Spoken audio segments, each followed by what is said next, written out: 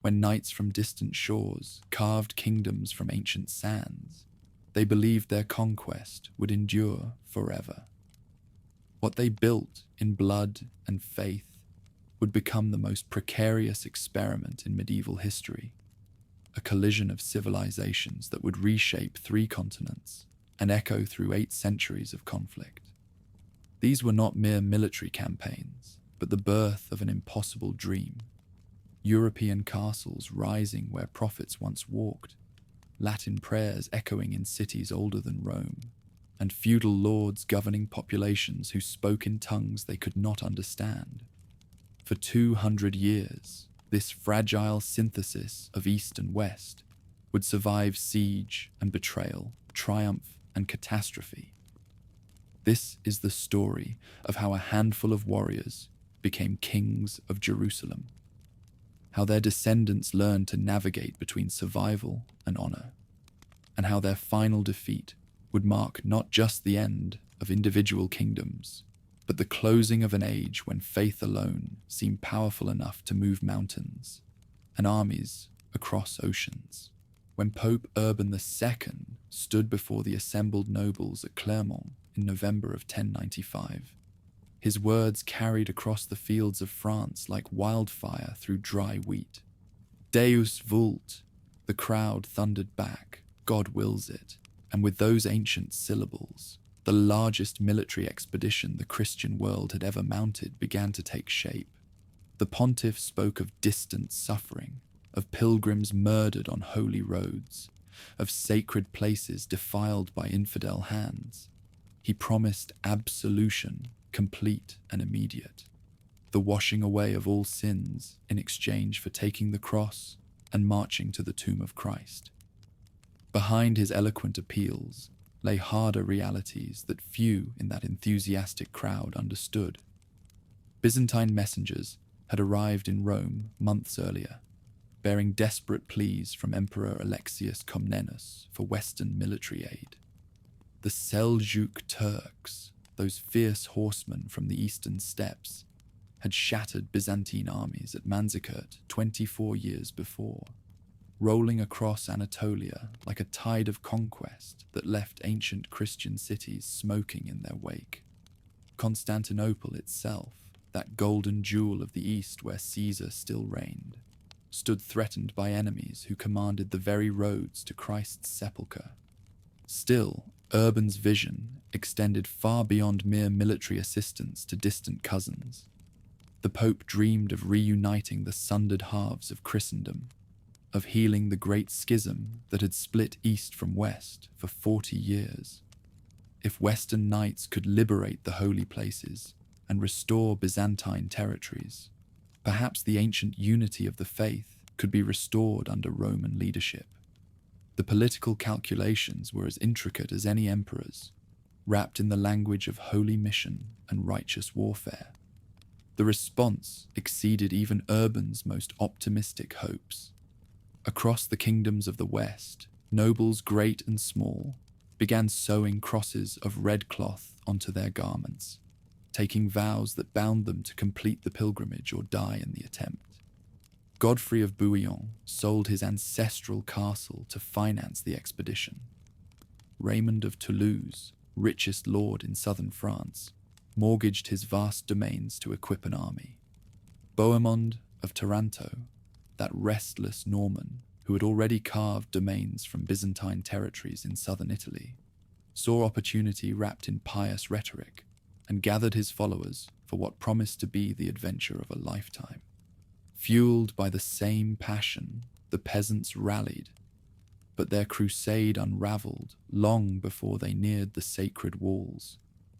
Peter the Hermit, that wild-eyed preacher, whose eloquence moved hearts more surely than papal bulls, led tens of thousands of the poor and desperate toward Constantinople through the German countryside. They marched with crude weapons and burning faith, expecting divine provision for their journey and miraculous victory over the enemies of Christ. Instead, they found starvation in Hungarian forests, massacre in Bulgarian valleys, and final annihilation at the hands of Turkish professionals who cut them down like wheat before the scythe. But the noble armies that followed proved made of sterner material.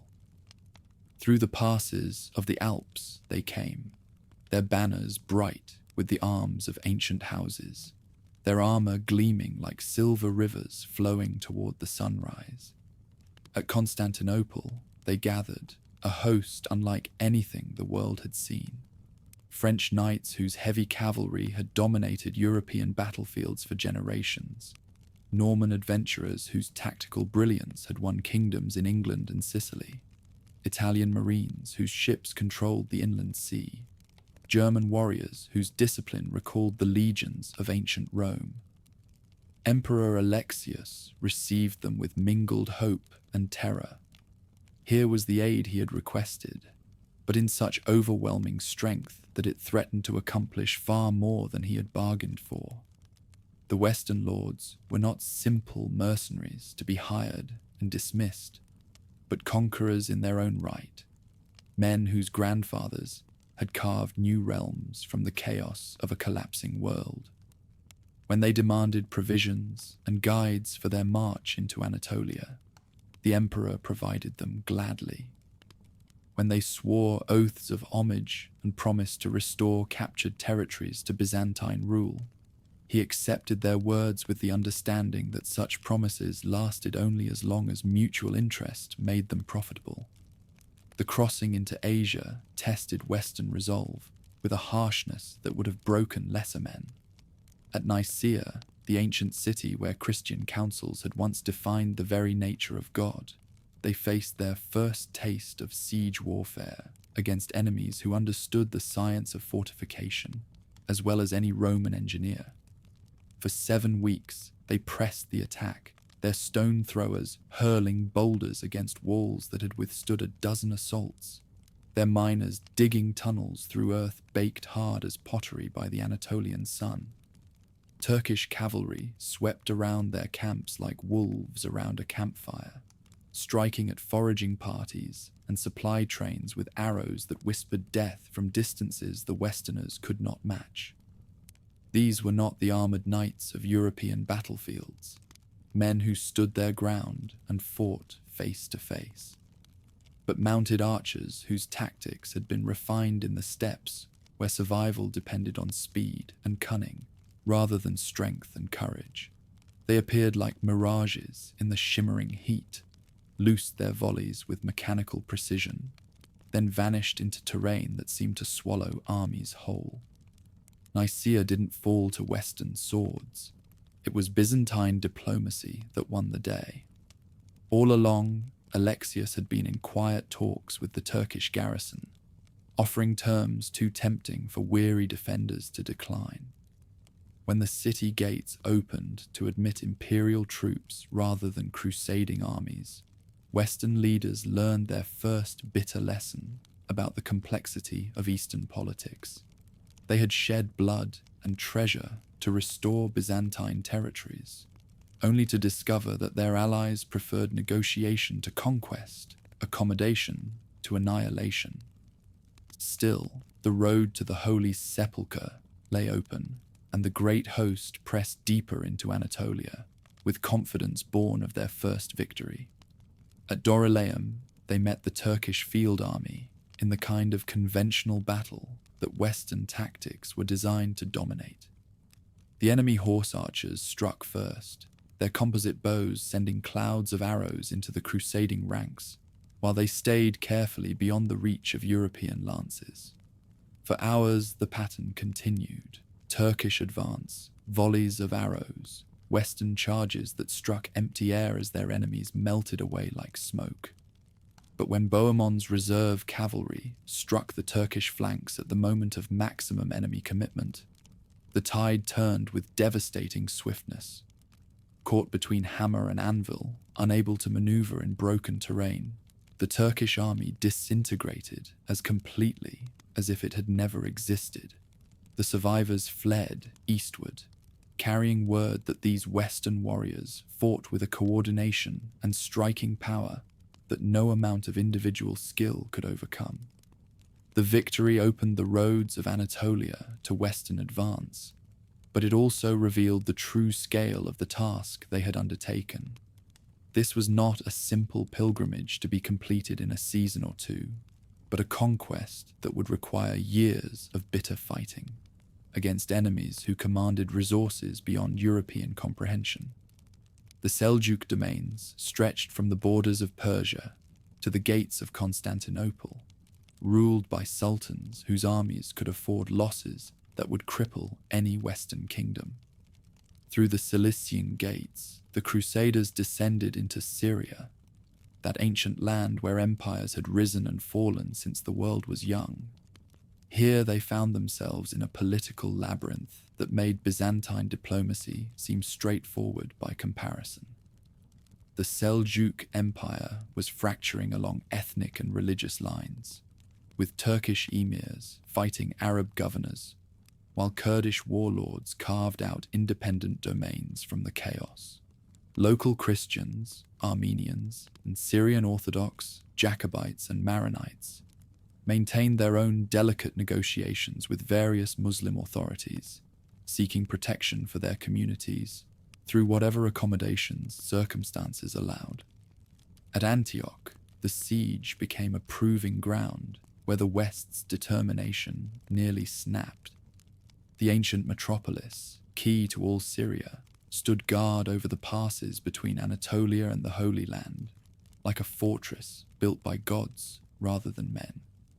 Its walls rose from foundations laid by Alexander's generals, strengthened by Roman engineers, and maintained by Muslim rulers who understood that control of Antioch meant dominion over the crossroads of 3 continents. For 8 months the siege dragged on, autumn turning to winter and winter to spring, while the Crusaders learned that taking cities required different skills than winning battles in open fields. Their stone throwers could breach sections of wall, but defenders filled each gap faster than attackers could exploit them. Their attempts at mining were countered by enemy tunnels that met beneath the foundations. In subterranean combats fought with sword and torch in darkness absolute. Supply trains from the coast were ambushed by Turkish cavalry, whose local knowledge made them nearly impossible to track or counter. Worse than Turkish arrows was the enemy within the crusading ranks themselves. Lords who had taken the cross with burning enthusiasm began to count the cost in treasure and blood, wondering if the Holy Sepulchre was worth bankrupting their domains and decimating their followings. Some slipped away in the darkness, leading their men home through excuses of urgent business that could not be delayed. Others remained, but quarreled endlessly over precedence and strategy, their unity fragmenting under the pressure of prolonged hardship. The city's fall came through treachery rather than assault when an Armenian captain named Firuz opened the Tower of the Two Sisters to Bohemon's picked men in exchange for promises of protection and reward. Before dawn broke over the Syrian hills, Western warriors were pouring through Antioch's streets while the Turkish garrison fled toward the citadel or died beneath the blades of enemies who had waited 8 months for this moment of revenge. But victory brought new dangers as immediately as it had ended old ones. Kaboga of Mosul, greatest of the Turkish military commanders, arrived within days with an army larger than any the Crusaders had yet faced. The besiegers became the besieged, trapped within walls they had just captured, facing starvation as surely as their enemies had endured it. The situation seemed hopeless until a Provençal priest named Peter Bartholomew claimed divine revelation of the Holy Lance buried beneath the cathedral's floor, the very spear that had pierced Christ's side upon the cross. Whether the relic was genuine or the priest a fraud mattered less than its effect upon crusading morale. The discovery of the lance convinced the warriors that God had not abandoned them in their extremity, that divine favor still rested upon their enterprise despite all evidence to the contrary. When they marched out to meet Kerboga's host, they fought with the desperate courage of men who believed they carried heaven's own weapon into battle. It was a rout no one anticipated, but the Turks were left in total disarray. Kaboga's army, confident of easy victory over trapped enemies, shattered like glass against Western determination, and Turkish arrows found no mark among men convinced of their divine protection. The retreat became a rout that cleared northern Syria of organized resistance, leaving the road to the Holy City open to whatever force could muster strength enough to take it. But with Syria lying before them, the Crusades' leaders stalled, struck not with triumph, but indecision. Each great lord claimed his share of conquered territories, establishing domains that required immediate attention and constant defense. Bohemond declared himself Prince of Antioch, ignoring Byzantine protests and papal displeasure with equal indifference. Baldwin of Boulogne carved out a county around Edessa, that ancient Armenian stronghold beyond the Euphrates, where he ruled Christians and Muslims alike with pragmatic efficiency that owed more to necessity than theology. The division of forces that resulted left barely 20,000 men for the final advance toward the goal that had inspired the entire expedition. Raymond of Toulouse led this reduced army through the Lebanese mountains and down the coastal plain, taking cities that opened their gates in terror or fell to assault with mechanical regularity.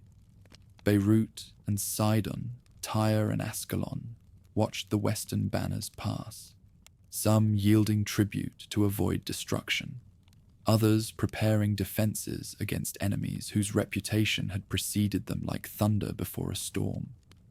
At last, in the third week of June, 1099, the walls of the Holy City came into view across the Judean hills.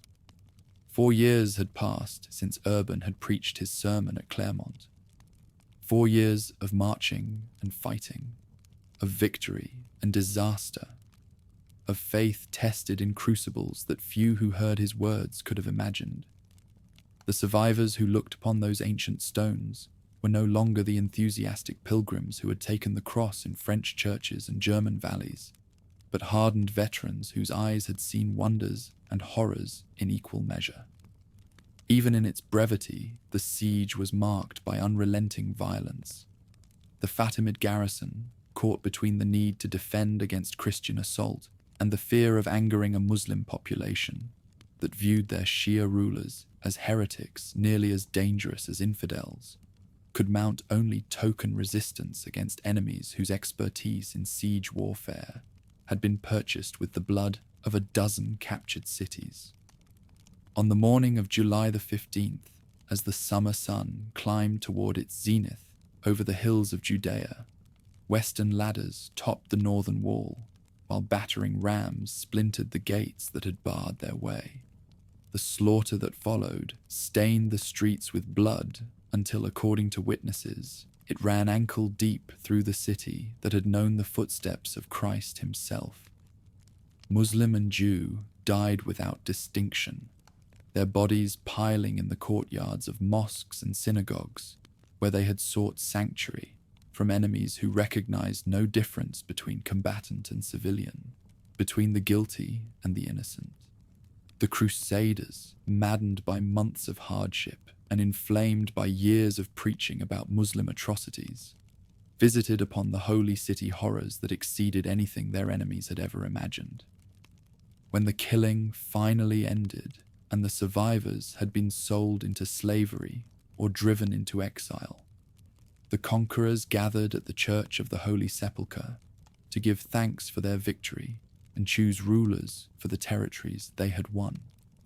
The debate that followed revealed how completely the expedition's original purposes had been transformed by the realities of conquest and the ambitions it had awakened. Some argued for returning the city to the Byzantine emperor, honoring the oaths they had sworn in Constantinople, and acknowledging that ancient claim to lands that had been Christian for 8 centuries before Muslim armies ever crossed the Jordan. Others insisted that papal authority superseded imperial claims, that the liberation of Christ's tomb required the establishment of a new order under Western leadership that could defend what Western blood had purchased. In the end, ambition conquered conscience, as it so often does, when great prizes lie within reach of determined men. Godfrey of Bouillon, whose piety was matched only by his political wisdom, accepted election as ruler of the Holy City while carefully avoiding the title of king. He would be defender of the Holy Sepulchre, not monarch of the place where Christ had worn his crown of thorns. Thus was born the Kingdom of Jerusalem, strangest of all the realms that Western enterprise would establish in the centuries to come. Around it, like satellites around a sun, the other Crusader states took their final form. Antioch became a principality under Bohemon's iron rule, its boundaries extending from the Cilician passes to the gates of Aleppo. Edessa remained a county where Baldwin administered justice to Armenians and Arabs with equal pragmatism. The coastal cities that controlled trade between Europe and Asia found themselves governed by Western laws and defended by Western arms. But even as the victors celebrated their triumph and divided their spoils, thoughtful observers could see the seeds of future troubles already taking root in the soil they had watered with blood. The Crusader states were islands of Western power in an ocean of Muslim resistance, dependent upon reinforcement from Europe and supply by sea for their very survival. Their populations were overwhelmingly Muslim and Eastern Christian, ruled by a Western minority whose hold on power rested ultimately upon military superiority that could be maintained only as long as their enemies remained divided. The Turks and Arabs who had been scattered by Western victory were already beginning to regroup beyond the Jordan and in the cities of northern Syria, their defeats teaching them lessons about European tactics that they would not forget. The Byzantine Empire, betrayed and humiliated by allies who had become conquerors, began the patient process of adjusting to new realities while never abandoning hope of eventual revenge. From the towers of Damascus and the palaces of Baghdad, Muslim rulers who had dismissed the Frankish invasion as another barbarous raid now understood that something unprecedented had occurred, that the balance of power in the Near East had shifted in ways that would require entirely new strategies to address. The jihad that would eventually reclaim the holy places for Islam was already stirring in hearts that had been shocked into recognition that the age of Muslim ascendancy might be ending. The Frankish kingdoms that emerged from 4 years of war and conquest were achievements that few Europeans could have imagined when Urban first called for the expedition. In a region where great empires had struggled for dominance since the dawn of history, a handful of Western lords had established domains that would endure for nearly 2 centuries, creating a unique civilization that blended European feudalism with Eastern sophistication in ways that enriched both traditions. Their birth was soaked in violence, and only through more of it could they endure, surrounded by foes who saw them as intruders and never stopped scheming their end. The cross had been planted in the soil of Palestine, but its roots remained shallow, vulnerable to storms that were already gathering beyond the horizon. Blood brought them into the world, and blood would be the price of their survival, as their enemies neither accepted their claim nor paused in their pursuit of destruction. But in their moment of greatest triumph, they had also created the conditions for an eventual catastrophe that would test their faith and courage in ways that no siege or battle ever could. They came to liberate a tomb, and in its shadow built kingdoms of stone, blood, and prayer that would reshape the medieval world in ways their founders never intended and could never have foreseen. Christmas morning, 1100 in the Holy City, dawned with ceremonies that would have amazed the pilgrims who had first dreamed of liberating Christ's tomb.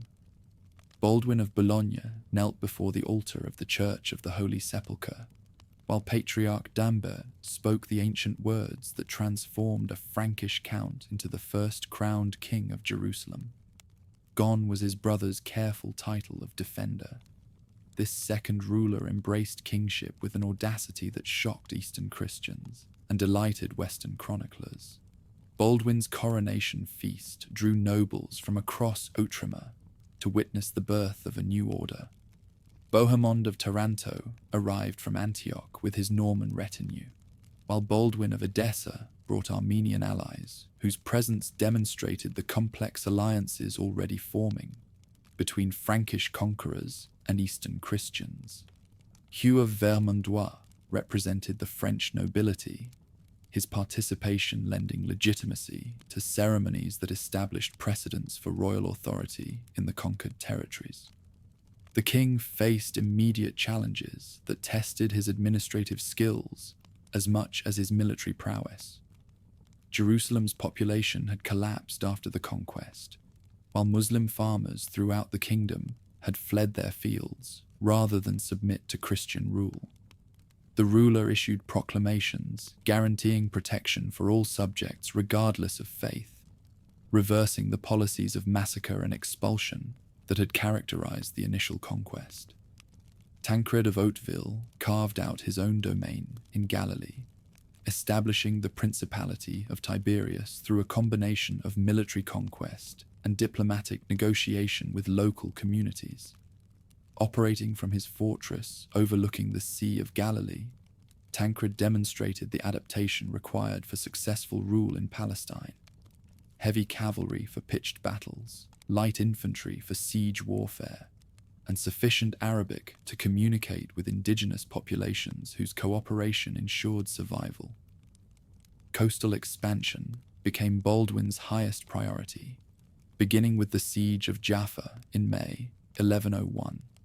Hugh of Vermandois led the assault, while Genoese ships under Guglielmo Embriaco provided naval support that proved decisive in breaching the city's seawall defenses.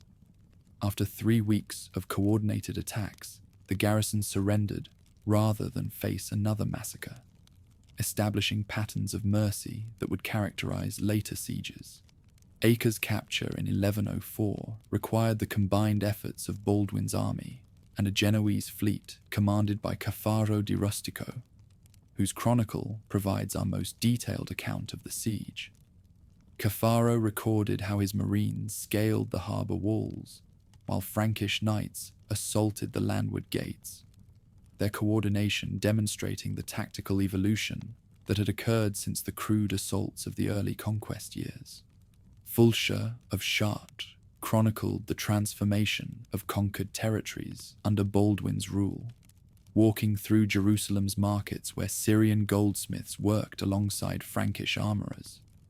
Writing from his position as royal chaplain, Fulcher observed the gradual return of Muslim and Jewish inhabitants who discovered that Christian rule often provided greater security than their previous Islamic overlords had offered. Hugh de Payens gathered 8 companions in chambers within the royal palace, built over the Temple Mount, taking vows that combined monastic poverty with military service. Baldwin granted them official recognition and the mission of protecting pilgrimage routes between the coast and Jerusalem, a task that seemed impossibly ambitious given their small numbers, but would eventually create the most powerful military organization in Outremer. Brother Gerard expanded the Hospital of St. John beyond its original charitable mission, transforming the Amalfi Foundation into an institution that provided medical care for pilgrims, while serving as a diplomatic bridge between Christian and Muslim communities. Gerard's policies of treating patients regardless of faith attracted Muslim physicians whose knowledge enhanced the quality of care available to all visitors. Raymond Dupuy succeeded Gerard as master of the hospital in 1120, expanding the order's activities to include military defense of Christian territories. Under Raymond's leadership, Hospitaller Knights began constructing the network of fortresses that would become Outremer's primary defensive system, with Crac des Chevaliers emerging as the masterpiece of Crusader military architecture.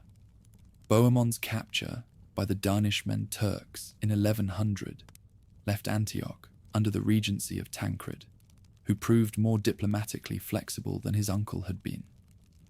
Tancred negotiated agreements with Armenian princes like Kogh-Vasil, whose mountain strongholds controlled the passes between Antioch and Cilicia, creating alliances that strengthened Christian positions while respecting the autonomy of local rulers.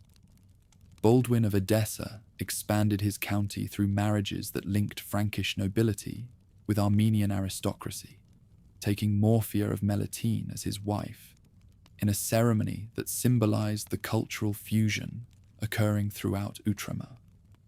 Their marriage created kinship networks that would influence politics for generations, demonstrating how personal relationships could transcend ethnic and religious boundaries. Jocelyn of Courtenay inherited Edessa upon Baldwin's departure for Jerusalem, governing Armenian and Syrian Christians whose loyalty had been secured through effective administration rather than religious coercion.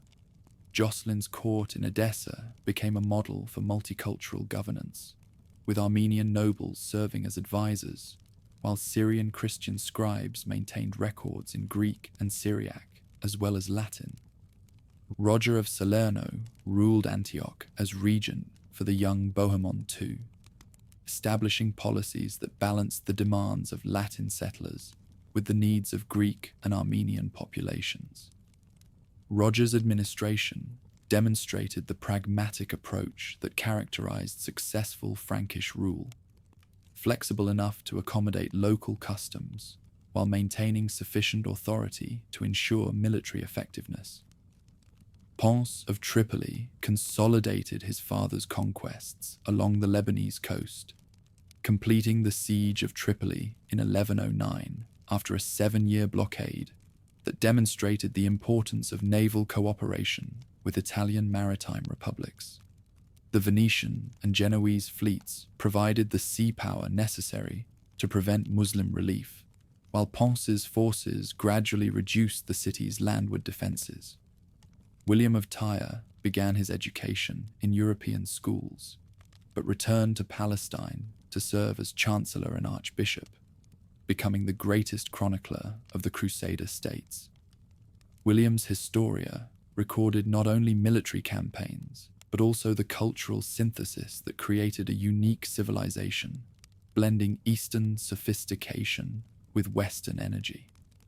Melisande inherited the crown of Jerusalem in 1131, becoming the most powerful woman in the medieval Near East.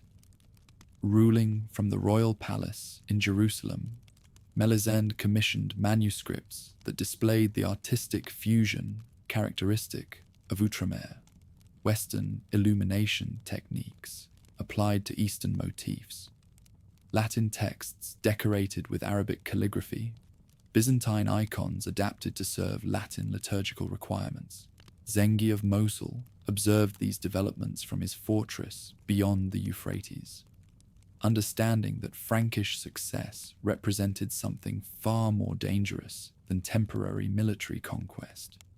Writing to the Caliph in Baghdad, Zengi warned that these Christians had learned to govern rather than merely occupy, creating stable institutions that would be far more difficult to dislodge than simple military garrisons. Raymond of Poitiers arrived in Antioch in 1136 to marry Constance and assume the principality's crown, bringing with him European perspectives that clashed with the accommodation policies developed by his predecessors. Raymond's attempts to reassert purely Western approaches to governance created tensions with Armenian allies, whose cooperation had been essential to Antiochene survival. Usama ibn Munkid visited Frankish territories as an ambassador, recording his amazement at finding Arab farmers who spoke positively of their Christian lords and Muslim merchants who received protection from Frankish knights. Usama's memoirs provide unique insight into the daily interactions between conquerors and conquered that made the Crusader states viable despite their minority status. Ibn Jubayr travelled through Outremer in the 1180s, expecting oppression and finding instead a prosperity that surprised him. Writing for Muslim audiences, Ibn Jubayr described Christian territories where Islamic law governed Muslim populations, while Frankish law applied to Latin settlers, a legal pluralism that accommodated religious differences while maintaining political unity. Conrad of Montferrat arrived in Tyre during the crisis following Hattin, finding fortifications that had been strengthened by 4 generations of military engineering. Standing on walls built with techniques learned from both Byzantine and Islamic architects, Conrad saw physical evidence of the cultural synthesis that had created Outremer's unique character. Reynald of Châtillon established his lordship at Kerak by constructing Montreal, a fortress that commanded the trade routes between Egypt and Damascus. From his mountain stronghold, Reynald controlled caravan traffic, carrying goods from India and China, extracting tolls that demonstrated how thoroughly the Franks had integrated themselves into the commercial networks of the medieval world. Baldwin II ruled Jerusalem for 24 years, establishing precedents for royal authority that would govern the kingdom throughout its existence.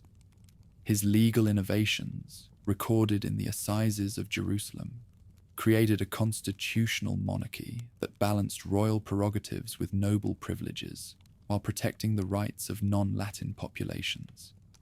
Amalric succeeded his brother Baldwin III in 1163, pursuing ambitious policies aimed at conquering Egypt that demonstrated both the confidence and the overreach that characterized mature Frankish rule. Amalric's Egyptian campaigns revealed how completely the Crusader states had been integrated into the political calculations of the medieval Near East. By 1144, second-generation Franks spoke Arabic as fluently as French, governed Muslim populations with unprecedented effectiveness, and had created institutions that successfully balanced competing religious and ethnic interests. What had begun as military conquest had evolved into a sophisticated civilization that would endure for nearly 2 centuries, while profoundly influencing both Eastern and Western development. They were not just pilgrims with swords. They became lords, princes, and kings, carving castles from the desert and power from faith, creating in the process a unique civilization whose very success would make it the target of enemies determined to destroy everything they had built. While his capital stood exposed some 40 miles to the east, Jocelyn II of Courtenay spent Christmas Eve 1144 enjoying a feast in his fortress at Turbessel. The Count of Edessa had grown comfortable with the truces that had preserved his domains for 2 decades, trusting in diplomatic agreements with Muslim neighbors whose own internal conflicts seemed to guarantee continued peace. Neither he nor his Armenian subjects understood that Zengi of Mosul had been preparing for this moment since the day he first gazed upon their walls from across the Euphrates. Zengi struck on the day after Christmas with an army that moved like desert wind across the frozen plains of northern Mesopotamia. 20,000 fighters converged on Edessa from multiple directions. Turkmen cavalry, whose mobility recalled the great nomadic invasions. Kurdish infantry, whose mountain warfare had been honed in countless raids. Arab auxiliaries, whose knowledge of siegecraft had been learned in the service of Fatimid caliphs. Behind them rolled the engines of destruction, mangonels that hurled stones with mathematical precision, trebuchets whose counterweights could shatter the strongest masonry, siege towers that rose like wooden mountains against the sky. Armenian merchants who witnessed the approach later described an army unlike any they had seen in 40 years of Frankish rule.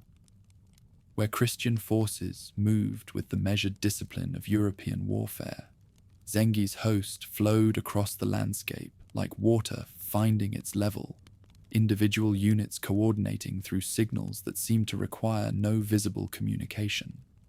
Drums echoed from hilltop to hilltop, while banners bearing Quranic verses snapped in the winter wind, announcing to all who could read them that this was no mere raid for plunder, but a holy war aimed at reclaiming lands that had been Muslim for 4 centuries before the Franks arrived. Edessa's walls had been strengthened during decades of Christian rule, their Armenian architects incorporating lessons learned from both Byzantine and Islamic military engineering. Massive towers commanded every approach, while interconnected baileys created multiple lines of defense that should have withstood any conventional assault. But Zengi had studied these fortifications for years, his spies providing detailed intelligence about weak points and garrison strength that turned theoretical defenses into calculated vulnerabilities.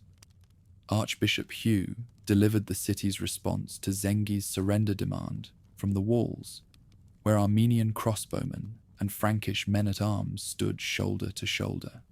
Speaking in Arabic that 4 decades of coexistence had made fluent, Hugh proclaimed that Edessa would never submit to Muslim rule, while Christian knights retained strength to defend their subjects. His words carried to Zengi's pavilion, where the Atabeg sat surrounded by Qadis, whose legal opinions had sanctified the coming assault as a religious obligation rather than mere political conquest. Siege engines opened their bombardment at dawn on December 28th, their projectiles striking walls that had withstood lesser attacks for generations. Zengi had brought master engineers from Damascus and Baghdad, men whose expertise had been refined in the sophisticated warfare of the Islamic heartlands. Stone blocks weighing hundreds of pounds crashed into masonry that cracked and splintered under impacts that sent tremors through the entire city. Underground, Turkish miners began the patient work of tunneling beneath the northern wall, while above ground, their comrades maintained covering fire that prevented effective countermining operations. The defenders could hear pickaxes striking stone through the earth beneath their feet, knowing that each blow brought their enemies closer to the moment when fire and debris would bring down sections of fortification that had protected the city since the time of the Byzantine emperors. Count Raymond of Antioch received word of the siege while celebrating Epiphany with his court at the citadel of Antioch. Messengers who had ridden their horses to exhaustion brought appeals for immediate relief, warning that Edessa could not survive without external assistance. Raymond faced an impossible choice: march north with insufficient forces to challenge Zengi's army, or abandon Edessa to preserve Antioch's defenses against an enemy whose victory would bring him to the very borders of the principality.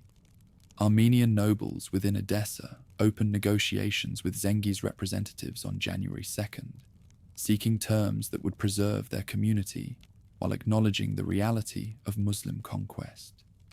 These ancient families had survived the rise and fall of empires through careful diplomacy, understanding that flexible allegiance often served their people better than heroic resistance. Their envoys met with Salim ibn Malik, Zengi's chamberlain, in the ruins of a church that siege engines had reduced to rubble. Fire consumed the mine supports beneath the northern wall on Christmas Eve, bringing down a section of fortification that created a breach 40 feet wide. Turkish infantry poured through the gap, while Armenian defenders fell back to inner defenses that had never been tested against determined assault. Hand-to-hand combat raged through streets where Christian and Muslim blood mingled in gutters that carried away the evidence of 4 decades of accommodation and cooperation. Zengi himself entered the conquered city on January 26th, riding through gates that opened to admit the first Muslim army to enter Edessa since the Frankish conquest. Contemporary accounts describe his progress through streets lined with Armenian civilians who had survived the fighting, their faces reflecting the mixture of fear and resignation that accompanies the fall of ancient orders. The Atabeg's first act was to visit the cathedral where Archbishop Hugh had taken sanctuary, offering terms that spared Christian lives while requiring acknowledgement of Muslim authority. News of Edessa's fall reached Europe through merchants and pilgrims, whose reports created panic in royal courts from Paris to Constantinople. Pope Eugenius III received confirmation of the disaster while celebrating Easter at the Lateran Palace. The loss of the first Crusader state to fall since their establishment shocking Christendom into recognition that the gains of the First Crusade were not permanent. Within weeks, papal letters were traveling to every Christian kingdom, calling for a new expedition to restore the territories that Muslim arms had reclaimed. Louis VII of France took the cross at Vézelay on Easter Sunday, 1146, his decision influenced by the preaching of Bernard of Clairvaux, whose eloquence had already convinced thousands of nobles to join the new expedition. Standing before crowds that stretched beyond sight, Bernard proclaimed that God was testing Christian faith through the loss of Edessa, offering redemption to all who would march to restore his dominion over the holy places. Conrad III of Germany announced his participation during Christmas court at Speyer, bringing imperial authority to an expedition that now promised to rival the First Crusade in scope and ambition. German knights who had never seen the East began preparing for a journey that would carry them through Byzantine territories to lands where their grandfathers had won fame and fortune. Hungarian merchants prepared for the profits that would come from supplying armies whose numbers seemed to grow daily. Emperor Manuel Comnenus received the crusading leaders at Constantinople, with ceremonies designed to demonstrate both imperial wealth and imperial caution about Western intentions. The Byzantine court remembered how the First Crusade had resulted in lost territories rather than restored provinces, making Manuel determined to ensure that any new conquests would acknowledge imperial suzerainty. Negotiations in the Great Palace revealed the fundamental tensions between Eastern and Western approaches to the recovery of Christian lands. French and German armies crossed into Anatolia separately, their rivalry preventing the coordination that might have overcome the tactical advantages that Muslim forces had developed since their defeat by the First Crusade. Louis led his host through the same passes where Godfrey and Bohemond had marched 50 years before, finding a landscape transformed by decades of Turkish recovery and adaptation. Sultan Mas'ud of Iconium had spent years preparing for the Western onslaught that he knew must eventually come. Turkish tactics had evolved far beyond the methods that had failed against the First Crusade, incorporating lessons learned from decades of warfare against Byzantine and Frankish forces. Mobile archer units now coordinated with heavy cavalry in combined operations that maximized their advantages while minimizing Western strengths. Conrad's army met disaster near Dorylaeum in October 1147, the same battlefield where the First Crusaders had won their decisive victory over Turkish forces. This time, the outcome was reversed, with German knights finding themselves surrounded by enemies whose mobility and archery made conventional European tactics suicidal. Conrad himself barely escaped with his life, leading the remnants of his host back to Constantinople, while abandoning dreams of martial glory in the ruins of Byzantine cities. Louis continued the march despite Conrad's catastrophe, his forces supplemented by survivors from the German disaster, but facing an enemy whose confidence had been reinforced by recent victory. Turkish harassment began at dawn and continued until sunset, arrows falling like rain among French knights, whose armor provided protection against conventional weapons, but proved inadequate against composite bows that could drive shafts through mail at distances that made retaliation impossible. Eleanor of Aquitaine accompanied her husband on the expedition, her presence adding romantic legend to what became a chronicle of military disaster. Contemporary accounts describe a queen whose courage never faltered, despite hardships that broke the spirits of seasoned warriors, her example inspiring continued resistance when retreat seemed the only rational option. Mount Cadmus became the graveyard of French ambitions in January 1148, when Turkish forces struck Louis's army during a difficult mountain passage. Trapped between cliffs and precipices, unable to deploy their cavalry effectively, French knights discovered that European military supremacy meant nothing in terrain that favored their enemies' tactics.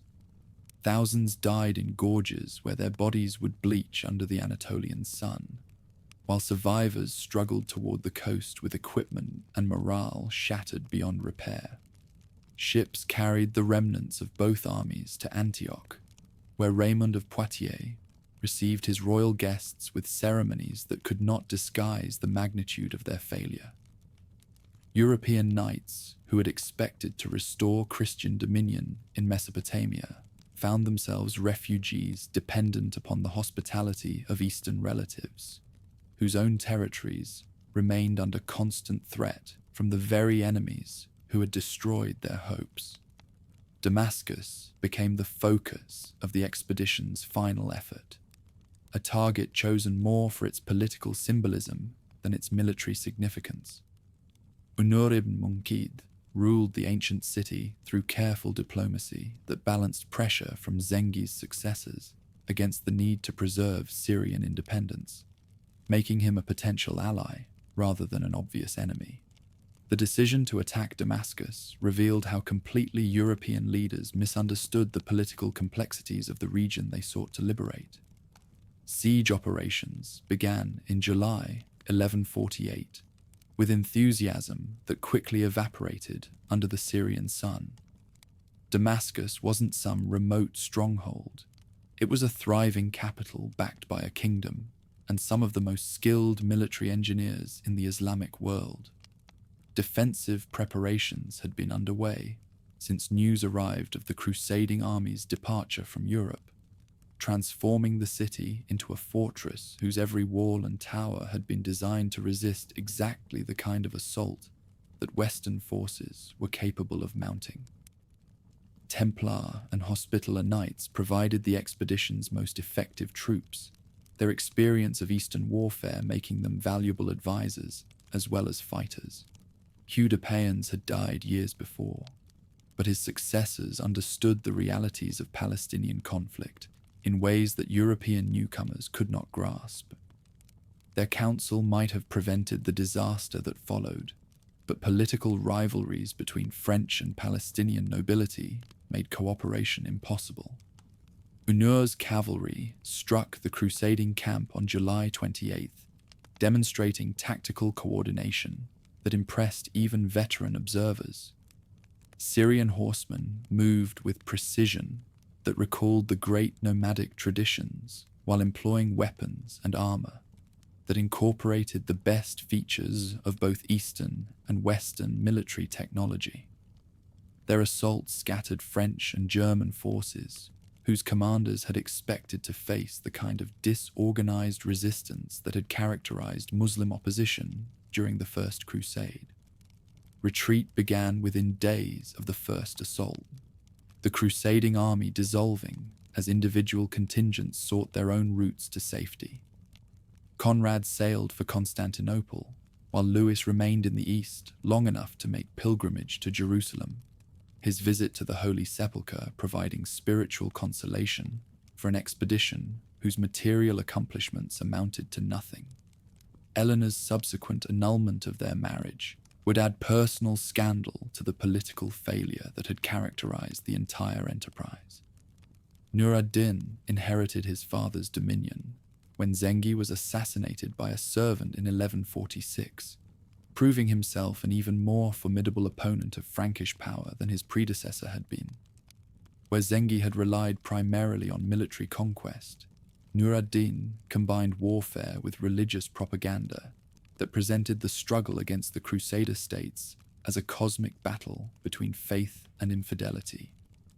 Letters from Nur ad-Din's chancery travelled throughout the Islamic world, calling for unity against Christian enemies, whose defeat at Damascus had demonstrated divine favour for Muslim arms. The new ruler of Aleppo understood that military victory required spiritual motivation, his promotion of jihad ideology creating enthusiasm for continued warfare that would outlast any temporary setbacks or tactical defeats. Second Crusade veterans returned to Europe with reports that shattered romantic notions about Eastern warfare and Christian destiny. Knights who had expected to win fame and fortune in the service of God discovered instead that the balance of power in the Near East had shifted decisively against Christian arms. Their accounts of Turkish tactical superiority and Muslim unity spread through European courts like plague, discouraging future expeditions while enhancing the reputation of enemies who had proven themselves capable of defeating the combined might of France and Germany. Nur ad-Din consolidated his gains by attacking Antioch directly, his forces penetrating Christian territories that had known security for decades. Prince Raymond died fighting near the Orontes in 1149, his death marking the end of Antiochene expansion and the beginning of a defensive struggle that would characterize the remaining century of Frankish rule in northern Syria. In 1150, Jocelyn II made a bold bid to retake Edessa, rallying Armenian allies whose loyalty to the Courtenays had outlasted the city's fall. His attack initially succeeded in capturing sections of the city, but Nur ad-Din's response demonstrated the speed and efficiency that would characterize Muslim military operations for the next 40 years. The counterattack not only restored Muslim control, but ended Armenian hopes for independence, completing the transformation of northern Mesopotamia from Christian to Muslim dominion. By 1150, the failure of the Second Crusade had transformed the strategic situation throughout the Near East. Where the First Crusade had established Christian dominion through superior military technology and enemy disunity, the Second had demonstrated that Muslim forces had adapted to European tactics while maintaining their traditional advantages in mobility and archery. More importantly, it had revealed that the Crusader states could not depend upon European reinforcement during moments of crisis. Edessa fell in days, but it took years for the Crusaders to realize the tide had turned, and decades more to understand that their enemies had learned lessons that would ultimately prove decisive in the struggle for the holy places. He rose not from Europe, but from Egypt, and his sword would unmake what kings had built. Nur ad-Din ibn Zengi ruled Damascus and Aleppo from his capital when reports arrived of strange developments in the Nile Valley that would reshape the balance of power throughout the Near East.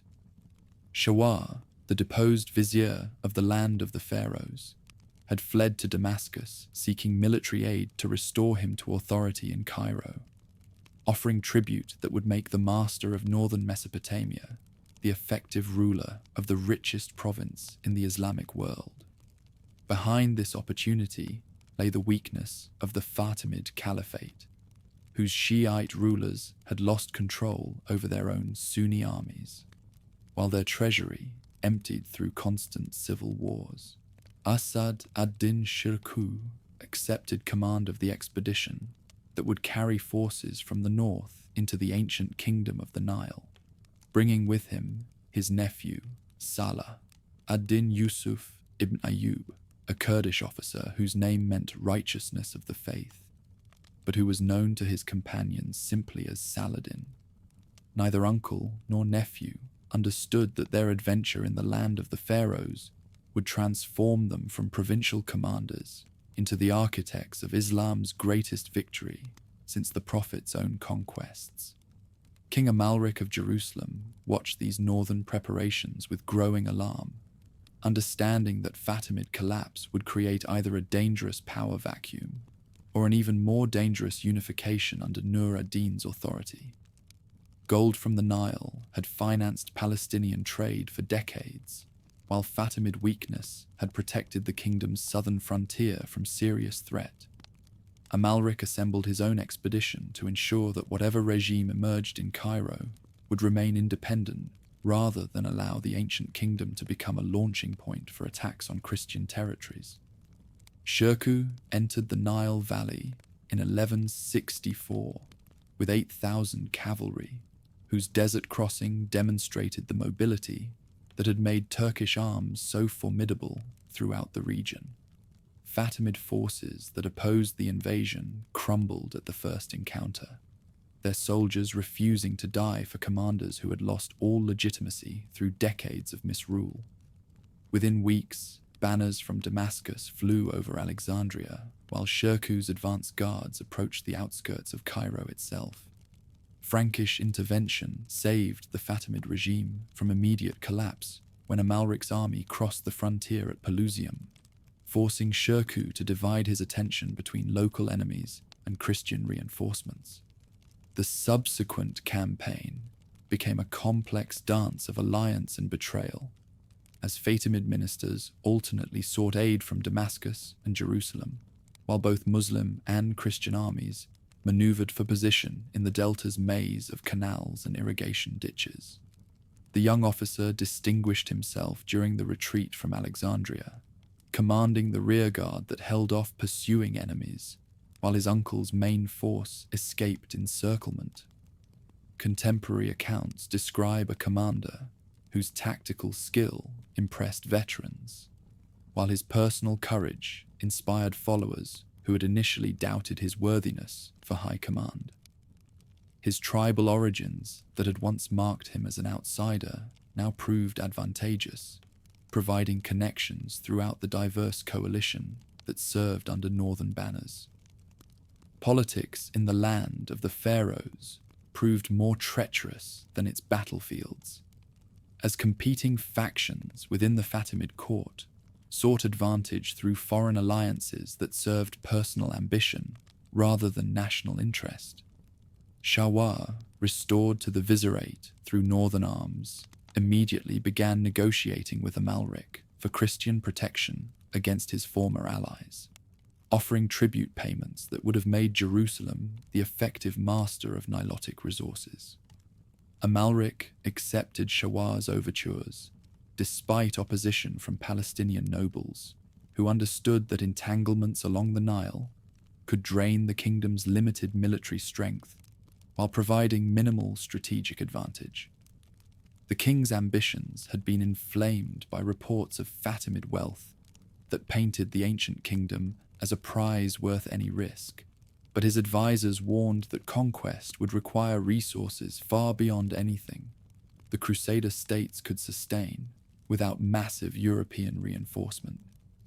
Shirkuh returned to the Delta in 1167 with a larger army that included contingents from every northern garrison, Nur ad-Din having committed his full military strength to the campaign that would either secure his southern flank or exhaust his treasury in futile desert warfare.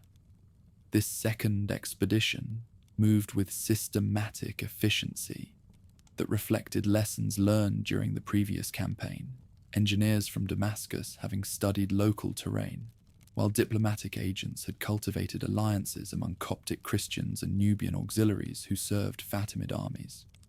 Saladin led the advance guard that seized Giza and established northern control over the approaches to Cairo, his forces digging entrenchments that demonstrated the siege expertise his warriors had developed during decades of Mesopotamian warfare.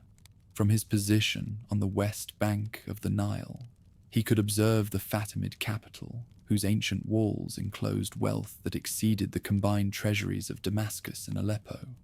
Joint Christian-Fatimid operations against the northern invasion created the paradox of Crusader knights fighting alongside Muslim soldiers to preserve a Shiite caliphate against Sunni conquest. Amalric led personally in several engagements, his heavy cavalry proving decisive in battles where Fatimid infantry provided numbers, while Frankish knights supplied the shock power necessary to break enemy formations. These temporary alliances demonstrated the complex political calculations that govern Near Eastern warfare, where religious solidarity often mattered less than immediate strategic advantage.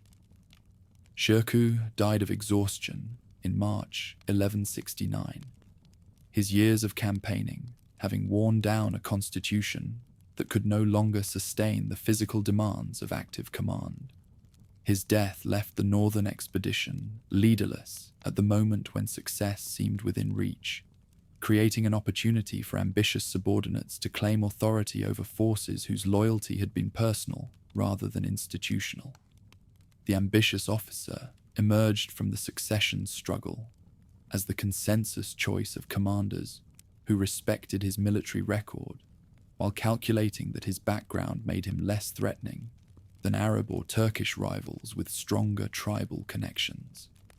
His appointment as vizier came through Fatimid ministers who believed they could manipulate a foreign officer without independent power base, their miscalculation providing the foundation for his rise to supreme authority. Al-Adid, the last Fatimid caliph, granted his new vizier powers that effectively transferred governmental control from the palace to the military, the ceremonial ruler having no choice but to accommodate commanders whose northern troops were the only force capable of maintaining order in Cairo. Contemporary observers described a court where real authority lay with foreign officers, while traditional ministers retained only the ceremonial functions that preserved the fiction of Fatimid sovereignty. The master of the ancient kingdom consolidated his position through systematic elimination of potential rivals, his purges targeting both Fatimid loyalists and northern commanders, whose ambitions posed threats to his emerging dominance. The execution of Mutamin al-Khilafa and 50 of his supporters in August 1169 demonstrated his willingness to use terror when persuasion proved insufficient, his methods establishing precedents for the ruthless efficiency that would characterize his later campaigns against Christian enemies. Nur ad-Din watched his lieutenants' growing independence with mounting suspicion, sending increasingly urgent demands for tribute from the Nile, that the Kurdish commander deflected through diplomatic excuses while strengthening his own position.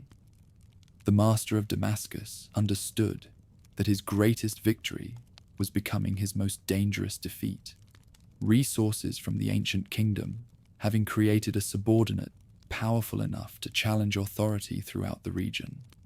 Religious legitimacy became the new vizier's most effective weapon against potential opposition as he gradually transformed his military dictatorship into a jihad movement that attracted support from throughout the Sunni world.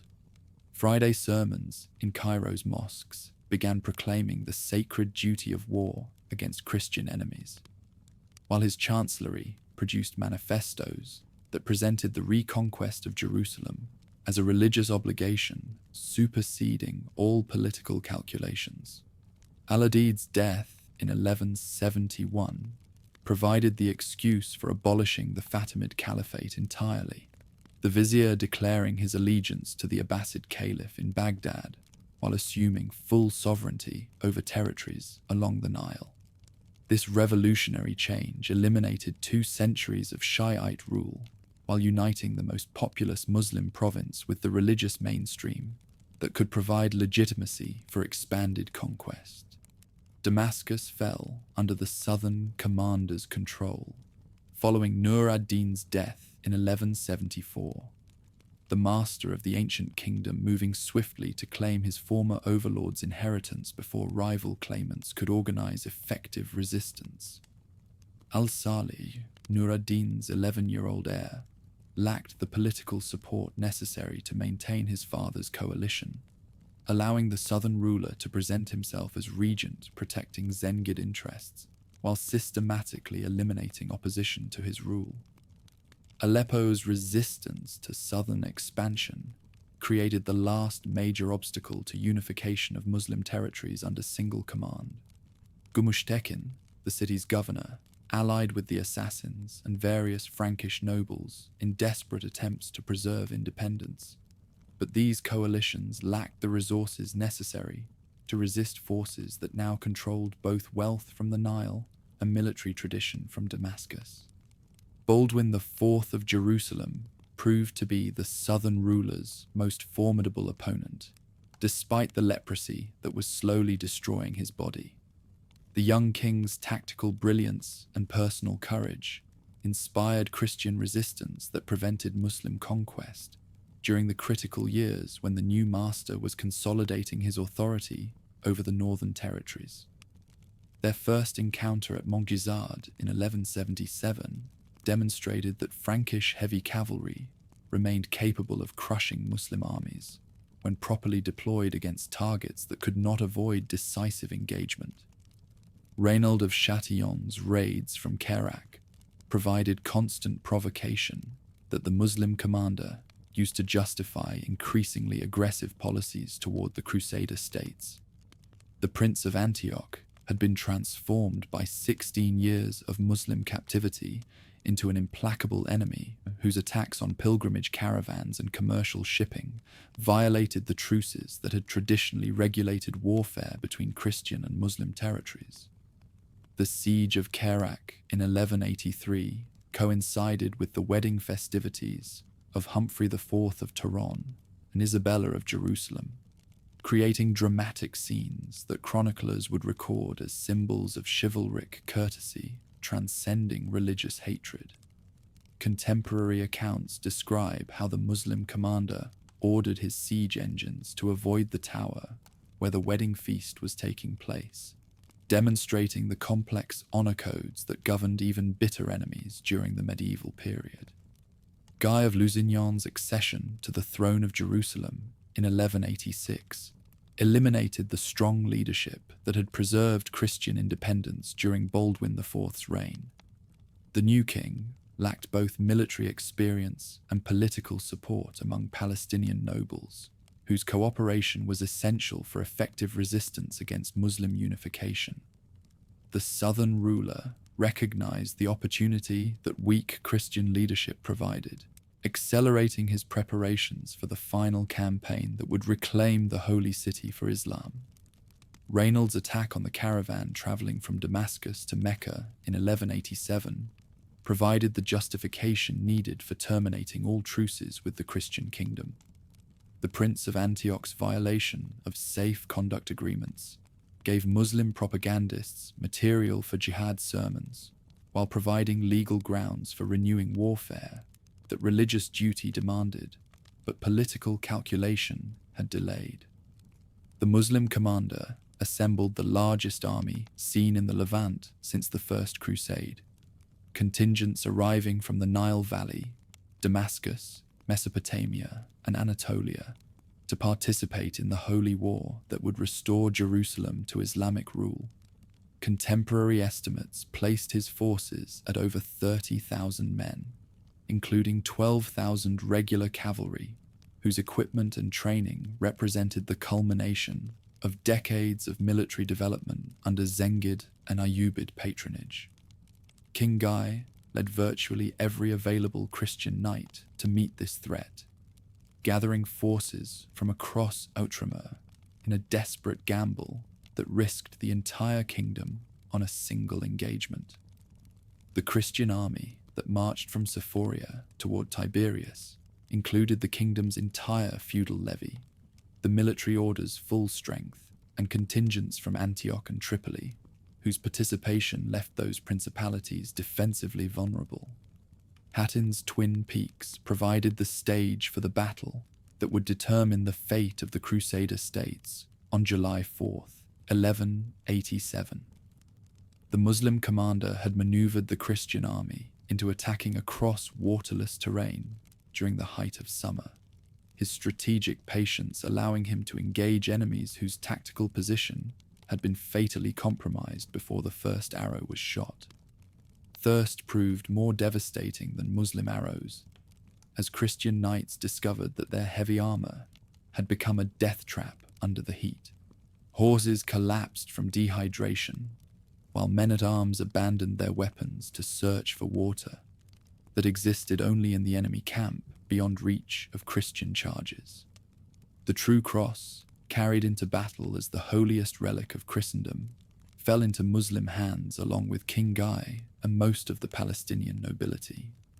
Reynald of Châtillon met his end at the Muslim leader's own hand, the victor fulfilling a personal vow to execute the man whose treaty violations had provided justification for renewing the Holy War.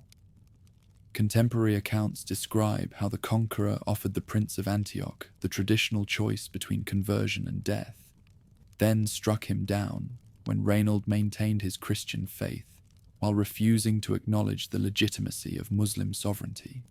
Jerusalem's surrender followed within 3 months of Hatin, Balian of Ibelin, negotiating terms that preserved the city's Christian population while acknowledging Muslim conquest of the kingdom's capital. The victor's clemency toward defeated enemies contrasted sharply with the massacre that had accompanied Frankish conquest in 1099, his restraint earning praise from Christian chroniclers while demonstrating the superior civilization that Islamic rule represented. Pope Gregory VIII proclaimed the Third Crusade within weeks of receiving news from the Holy Land, calling upon the kings of Europe to restore Christian dominion over territories that represented the most sacred sites of their faith. Frederick Barbarossa of Germany, Philip Augustus of France, and Richard the Lionheart of England took the cross in ceremonies that promised to dwarf even the First Crusade in scope and magnificence. Frederick Barbarossa died crossing the Salif River in June 1190, his death eliminating the most experienced military commander among the crusading leaders, while demonstrating the practical difficulties that continued to plague European expeditions to the east. German forces that reached the Holy Land under lesser commanders provided valuable reinforcement, but lacked the coordination that imperial leadership might have supplied. Richard the Lionheart proved himself the most formidable opponent the Muslim commander would face during his entire career, the English king's tactical innovations and personal courage creating Christian victories that seemed impossible after the disasters of Hattin and its aftermath.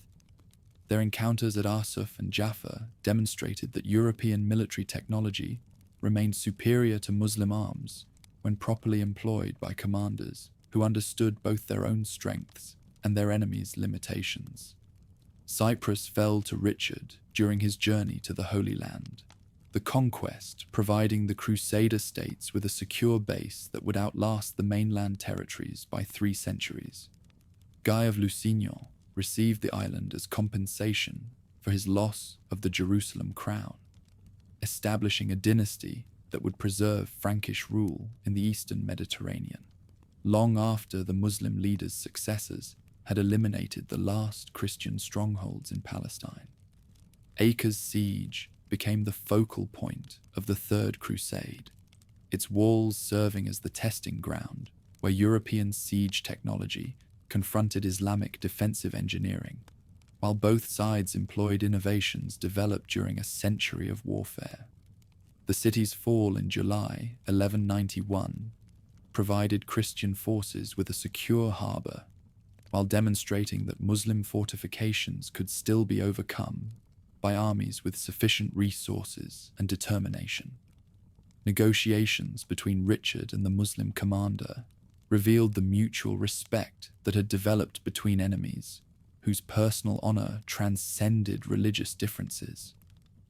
Both leaders understood that complete victory would require sacrifices that neither Christian nor Muslim populations were prepared to sustain, making compromise attractive, despite the ideological imperatives that had launched their conflict. Jaffa's relief by Richard in August 1192 provided the dramatic conclusion to a war that had tested the military capabilities of both civilizations without producing decisive victory for either side.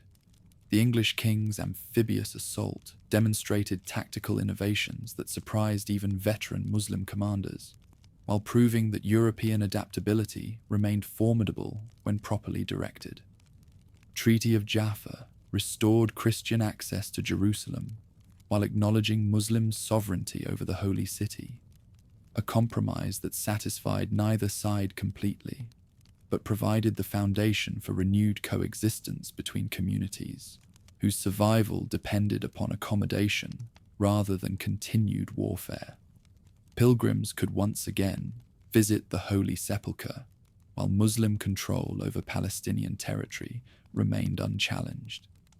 The great commander died in Damascus on March 4th, 1193, his death occurring within months of the treaty that had preserved his conquests while allowing Christian survival in reduced territories along the coast. Contemporary observers noted that the leader had spent his personal fortune on jihad expenses, dying poor despite controlling the wealth of two kingdoms, while leaving an example of pious leadership that would inspire Muslim resistance for centuries. The Crescent reclaimed the Holy City, not with slaughter, but with mercy, and the kings of Europe came too late to prevent the transformation that would define the final century of Frankish presence in the lands where Christ had walked among men. Acre's harbour bustled with activity that would have amazed visitors who remembered the desolation following Hatton's catastrophe. Merchant galleys from Venice unloaded pilgrims whose silver filled Christian coffers, while Genoese vessels brought armaments that replaced equipment lost during the disasters of the previous decade. Henry of Champagne ruled this reduced realm as king without a crown, his authority extending barely 20 miles inland from coastal fortifications that had become the last refuges of Frankish power in the east. Aladil Saif ad-Din, known to the Franks as Saladin, inherited fragments of his brother's empire after the great commander's death in 1193, discovering that unifying the Muslim world proved more difficult than conquering Christian territories. Damascus rebelled under Al-Afdal, while Cairo supported Al-Aziz, each brother claiming legitimacy, while their rivalry created opportunities that astute Christian diplomats quickly learned to exploit. Henry's envoys carried gold to both courts, purchasing truces that preserved Frankish territories through careful manipulation of Ayyubid family politics. Pope Innocent III proclaimed the Fourth Crusade in 1198, calling upon European nobility to complete the work that Richard's expedition had left unfinished.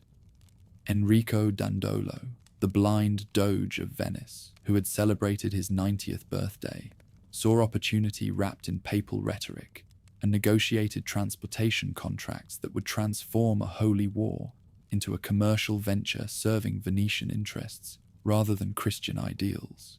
Constantinople fell to crusading armies in April 1204. The Queen of Cities sacked by warriors who had sworn to liberate Jerusalem, but chose easier plunder closer to home. Latin Emperor Baldwin ruled from the Great Palace, while Venetian merchants divided Byzantine territories, like merchants sharing profitable cargoes. The catastrophe eliminated any hope of Eastern reinforcement for the Palestinian remnants, while demonstrating that European priorities had shifted away from the original crusading ideal.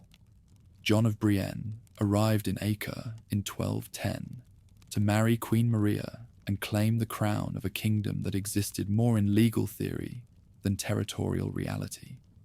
The former Count of Champagne brought energy and ambition to a realm whose previous rulers had learned caution through bitter experience. His campaigns against Muslim neighbors creating temporary gains that cost more in resources than they produced in lasting advantage. Al-Kamil succeeded his father as Sultan of the unified domains in 1218, proving himself a more formidable opponent than the divided brothers who had preceded him. The new ruler combined his uncle's political skill with systematic military organization that transformed occasional raids into coordinated campaigns aimed at eliminating Christian presence entirely. Frankish spies reported massive preparations in Cairo and Damascus that suggested the final assault was approaching. Cardinal Pelagius arrived in the east as papal legate in 1218, bringing with him the Fifth Crusade and ambitions that exceeded any rational assessment of Christian capabilities. The Italian cleric had studied maps in Roman libraries and consulted prophecies that promised divine intervention, but he lacked the practical experience that might have taught him the limitations imposed by geography and demography on European expeditions. Damietta became the focus of Christian hopes when Pelagius convinced the military orders to support an invasion of the Nile Delta rather than defensive operations in Palestine.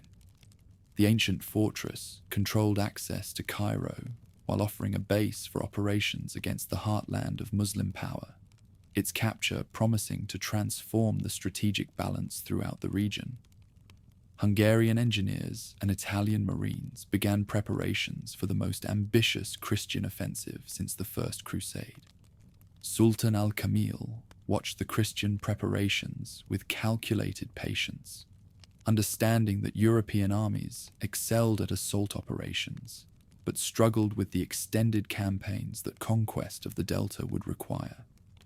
His strategy emphasized defensive depth rather than forward defense, allowing enemies to advance into terrain where their supply lines could be cut, while their heavy cavalry found no suitable targets for decisive engagement.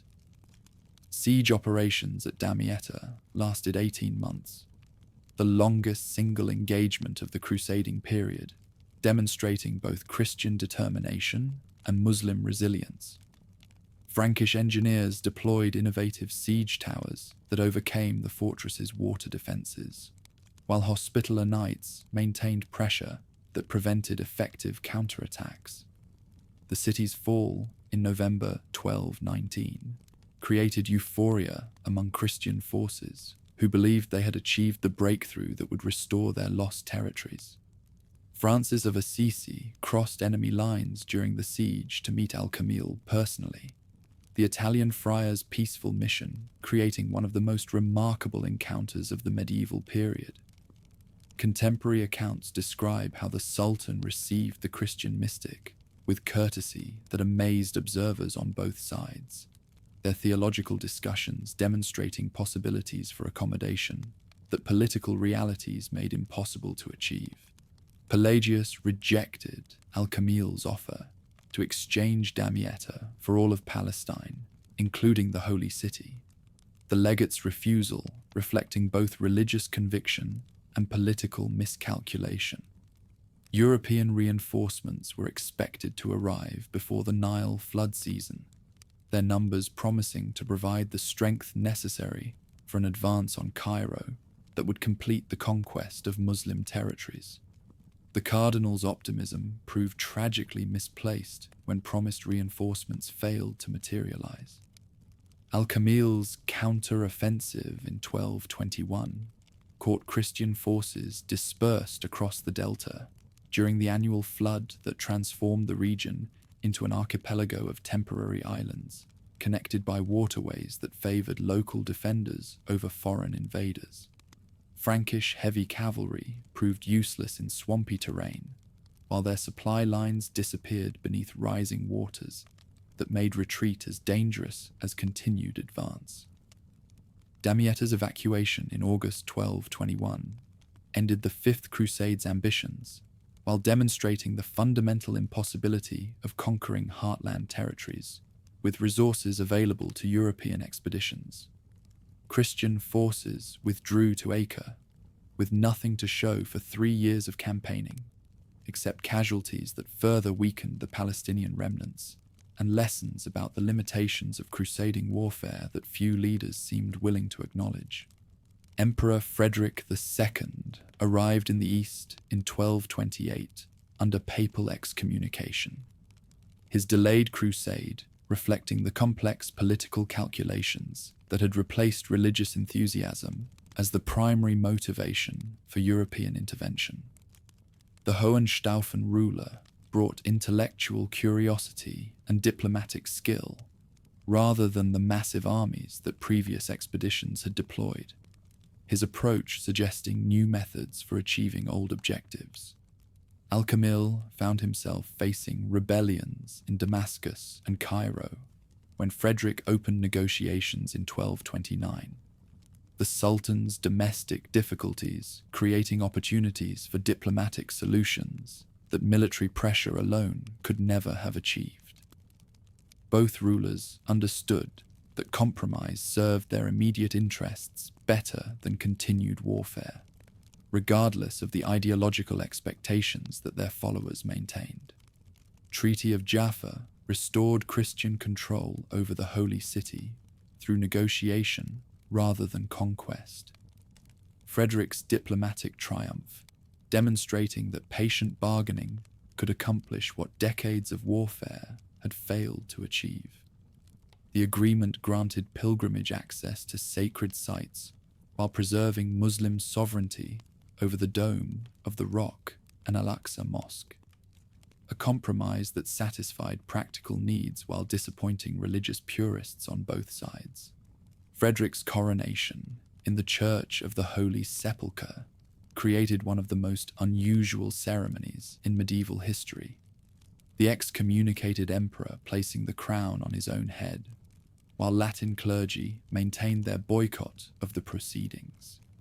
His subsequent tour of Islamic monuments demonstrated the intellectual curiosity that distinguished him from previous crusading leaders, his conversations with Muslim scholars earning respect that military victories alone could never have provided. Opposition to Frederick's treaty came from both Christian and Muslim extremists who preferred continued warfare to pragmatic accommodation. The Templars and Hospitallers joining forces with religious authorities to denounce agreements that preserved peace at the expense of total victory. Patriarch Gerald of Jerusalem refused to acknowledge the restoration, while preaching that compromise with infidels represented betrayal of divine commandments. Damascus fell to al-Nasir Dawood in 1239, Saladin's great-nephew seizing power during succession disputes that fragmented Ayyubid unity once again. The new ruler immediately repudiated his predecessor's agreements with Frederick, declaring that Christian presence in the Holy City violated Islamic law, regardless of diplomatic conventions that weak predecessors had accepted. Military preparations began for campaigns that would complete the reconquest that Al-Kamil's caution had left unfinished. Khwarezmian mercenaries entered the conflict in 1244 as allies of the Sultan in Cairo, their arrival introducing a new element of instability that would prove catastrophic for Christian interests. These Turkish nomads had been displaced by Mongol conquests in Central Asia, their migration westward creating military resources that Muslim rulers could employ against enemies, while avoiding the political complications that regular troops might create. Laforby witnessed the destruction of the last major Christian field army on October 17, 1244, when combined Frankish and Damascene forces met disaster against the Khwarezmian Ayyubid coalition. Templar Grand Master Armand de Périgord died leading charges that broke against enemy formations like waves against cliffs, while Hospitaller knights fought to the last man rather than abandon positions they had sworn to defend. Jerusalem fell to the Khwarezmi on August 23, 1244. The Holy City's brief restoration ending in scenes that recalled the worst excesses of medieval warfare.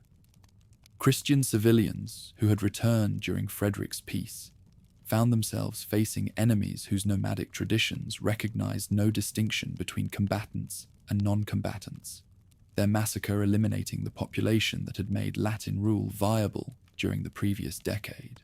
Church of the Holy Sepulchre suffered systematic desecration as Khwarezmian soldiers sought treasures that centuries of pilgrimage had accumulated within its walls. Sacred relics were scattered or destroyed, while architectural elements were damaged beyond repair.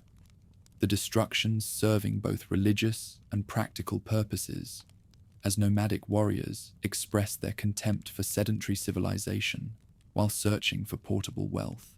Acre received the survivors who fled the renewed conquest, their reports of atrocities creating panic among remaining Christian communities, while demonstrating the futility of relying upon diplomatic agreements with rulers who lacked effective control over their own forces. King Henry of Cyprus arrived with reinforcements that proved too little and too late to affect the strategic balance that had shifted decisively against Frankish interests. Pope Innocent IV responded to the catastrophe by proclaiming yet another crusade, his calls for European intervention reflecting the institutional momentum that kept papal policy focused on the East, despite mounting evidence that the age of successful crusading had ended. French nobles who took the cross did so more from social convention than religious conviction, their participation lacking the enthusiasm that had characterized earlier expeditions. Louis IX of France committed his realm to the most ambitious crusading expedition since the Third Crusade, the saintly king's decision reflecting personal piety rather than realistic assessment of strategic possibilities. Preparations began for an assault on the Nile Delta that would repeat Pelagius's strategy, while hoping that superior organization and larger resources would produce different results. Ayyub, the last effective Ayyubid ruler, prepared his defenses while watching Christian preparations, with the confident patience that experience had taught his dynasty.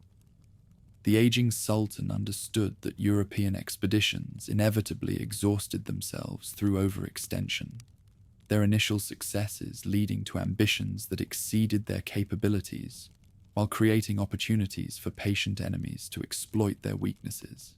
Templars and Hospitallers provided the backbone of resistance during this period of decline, their fortified commanderies serving as refuges for Christian populations, while their disciplined knights maintained pressure that prevented complete Muslim domination of remaining territories. Crac de Chevalier and Margat became symbols of stubborn resistance that impressed even enemies who recognized their military value. Maritime republics continued their profitable relationships with Christian territories, despite the reduced scope of Frankish power. Venetian and Genoese merchants adapting their operations to changing circumstances while maintaining the commercial networks that connected Europe with Asian markets. Acre's warehouses remained filled with goods from distant lands, the city's prosperity providing evidence that trade could survive political upheaval. Mongol expansion created new uncertainties throughout the Near East, as reports arrived of unprecedented conquests that had eliminated the Khwarezmian homeland while threatening traditional Muslim centers of power. Frankish diplomats began exploring possibilities for alliance with these distant enemies of Islam, their calculations reflecting the desperate search for allies that characterized Christian policy during this period of weakness. By 1244, the Crusader states had been reduced to a collection of coastal enclaves, whose survival depended more upon enemy disunity than Christian strength, their rulers governing territories whose population was predominantly Muslim, while their military forces consisted largely of mercenaries whose loyalty was financial rather than ideological. What had begun as a kingdom stretching from the Lebanon to the Sinai had become a precarious foothold that existed at the sufferance of Muslim neighbors, whose internal conflicts provided the only guarantee of continued Christian presence. The holy city was gone, but the dream lingered, in stone ramparts and sea-washed towers that bore witness to the stubborn courage of men who refused to acknowledge defeat, even when victory had become impossible to achieve. Baybars al-Bundukdari seized power in Cairo through a dagger thrust that ended the Ayyubid dynasty in 1260, the Mamluk commander's assassination of Turan Shah, marking the beginning of a new era in the struggle against Christian territories. Born a slave in the Kipchak steppes and trained in the military academies of Damascus, the new sultan combined nomadic ruthlessness with systematic organization that would prove more dangerous to Frankish survival than any threat they had previously faced. Mongol armies approached Damascus in 1260, while Baibars consolidated his authority over forces that had recently destroyed the last Ayyubid pretenders.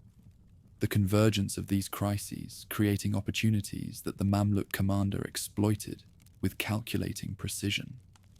Hulagu Khan's withdrawal to defend his Persian territories left only a token force under Kitbuga to hold recent conquests, their isolation providing the opening that would transform regional politics throughout the Near East.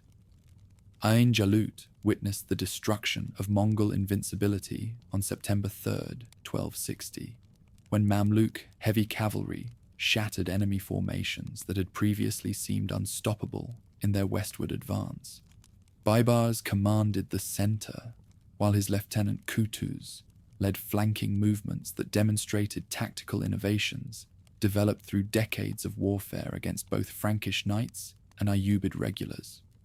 The victory eliminated Mongol pressure while freeing Mamluk resources for campaigns against remaining Christian strongholds. Kutuz died beneath Baibars' sword during the return journey to Cairo, the assassination eliminating the last obstacle to unified command while demonstrating the ruthless pragmatism that characterized Mamluk politics. Contemporary chroniclers described how the new sultan displayed his predecessor's head to assembled emirs, their submission acknowledging authority that had been established through superior force rather than traditional legitimacy. Prince Bohemond VI of Antioch attempted to maintain his independence through alliances with both Mongols and Mamluks, the young ruler's diplomatic maneuvering reflecting desperation rather than realistic assessment of his strategic position. Antioch controlled territories that had shrunk to little more than the city itself and its immediate environs, while Tripoli remained isolated from potential allies by hostile forces that commanded every overland route connecting the northern principalities. Baibars began his systematic campaign against Christian territories in 1263, with assaults on fortifications that had withstood previous Muslim attacks for generations.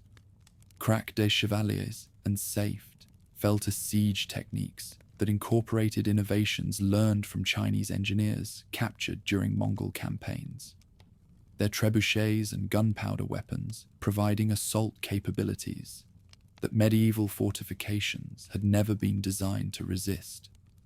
Hospitaller resistance at Crac demonstrated the courage that had sustained Christian presence for nearly 2 centuries.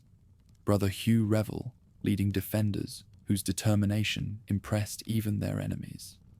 Contemporary Muslim accounts describe knights who fought to the last arrow while maintaining discipline that prevented panic, even when outer defenses crumbled under bombardment that continued day and night for weeks. Templar strongholds fell with mechanical regularity, as Baibars applied lessons learned at each successive siege to overcome defensive innovations that Christian engineers deployed in desperate attempts to neutralize Mamluk advantages. Seft's garrison received promises of safe conduct that the Sultan honored, their lives spared in recognition of military prowess that had delayed conquest far longer than strategic calculations had predicted. Armenian kingdom of Cilicia sought accommodation with the new Mamluk power through diplomatic overtures that recognized the impossibility of effective resistance against enemies whose resources had been augmented by conquest of Ayyubid territories. King Hetum traveled personally to Cairo, bearing tribute that purchased temporary security, while acknowledging vassal status that previous Armenian rulers had successfully avoided. Bohemond VI received Baibars' demands for submission while celebrating Easter in Antioch's cathedral.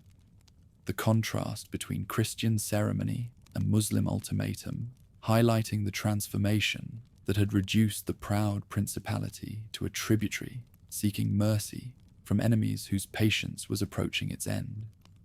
The prince's advisors urged acceptance of terms that would preserve some autonomy, while his knights advocated resistance that would maintain honor even if it ensured destruction.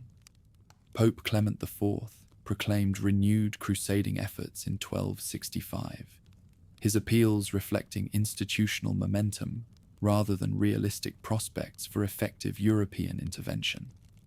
French nobles who had followed Louis IX to defeat and captivity in the Delta showed little enthusiasm for new expeditions, while Italian merchants calculated that peaceful trade with Muslim rulers offered better profits than supporting increasingly desperate Christian territories.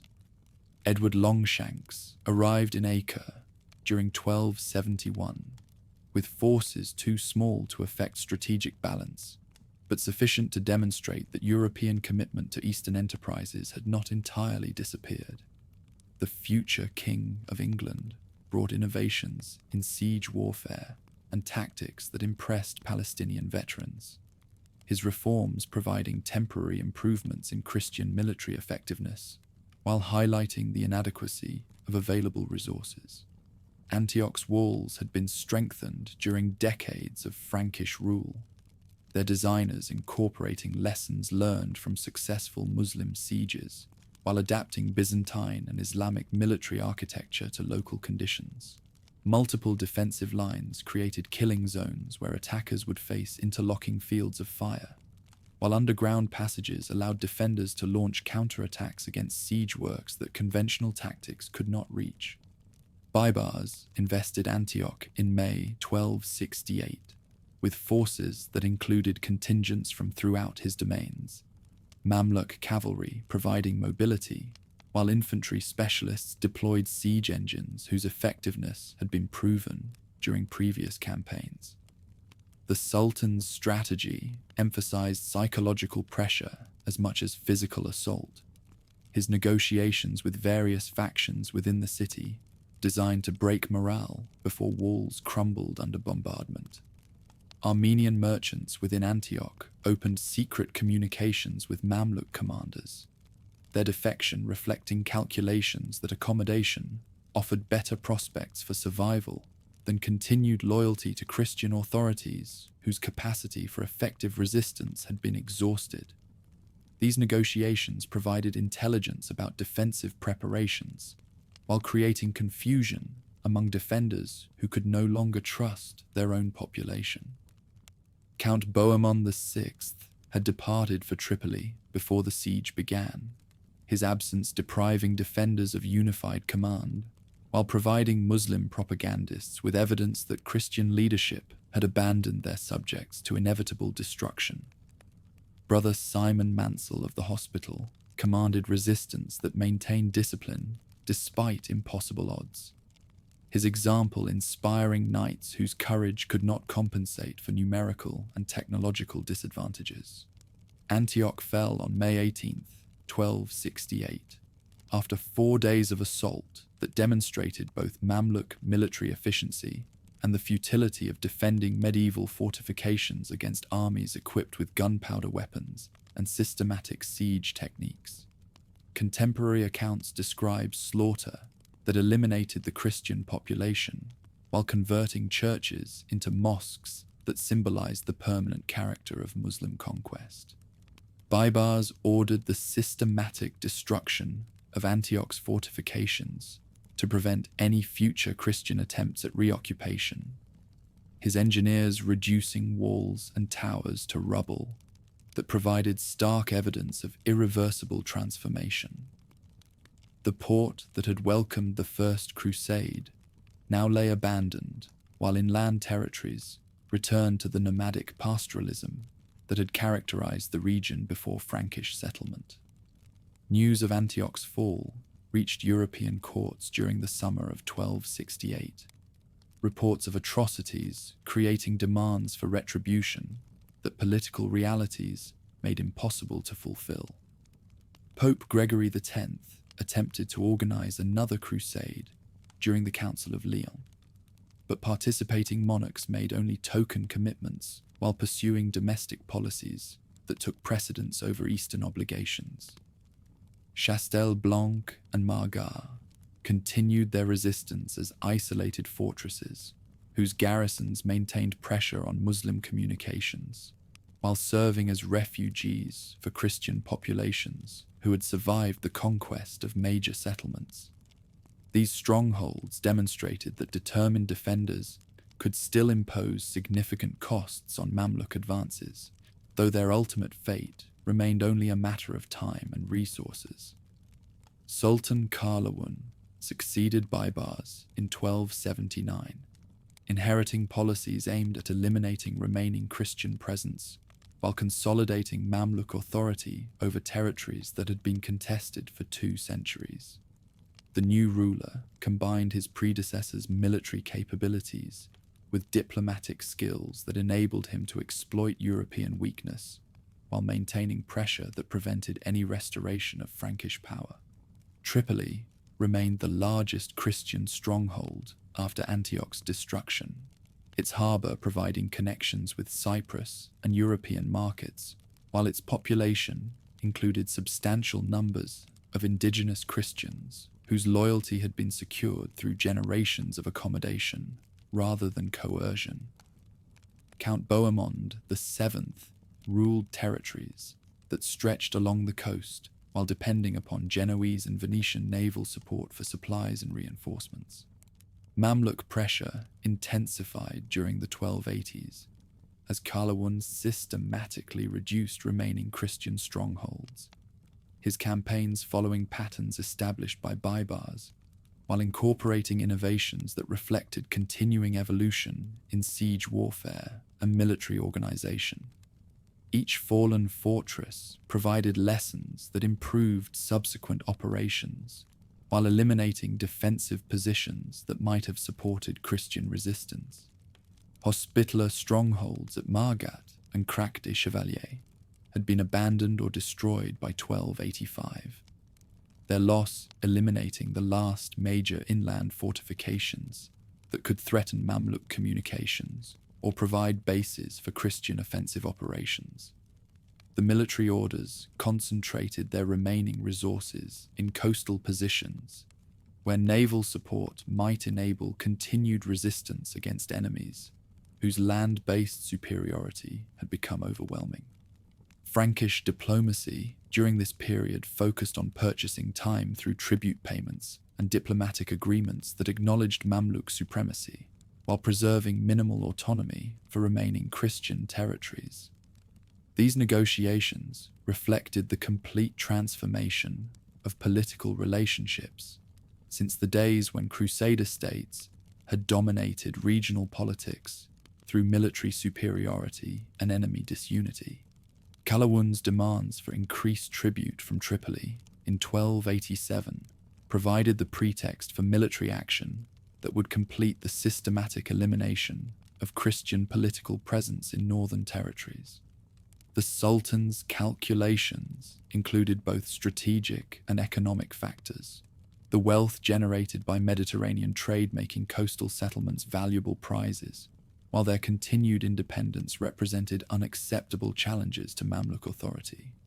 Italian maritime republics attempted to mediate between Qalawun and Bohemond VII, their commercial interests requiring peaceful relationships with both Christian and Muslim authorities, while their naval capabilities provided the only realistic prospect for defending remaining Frankish territories.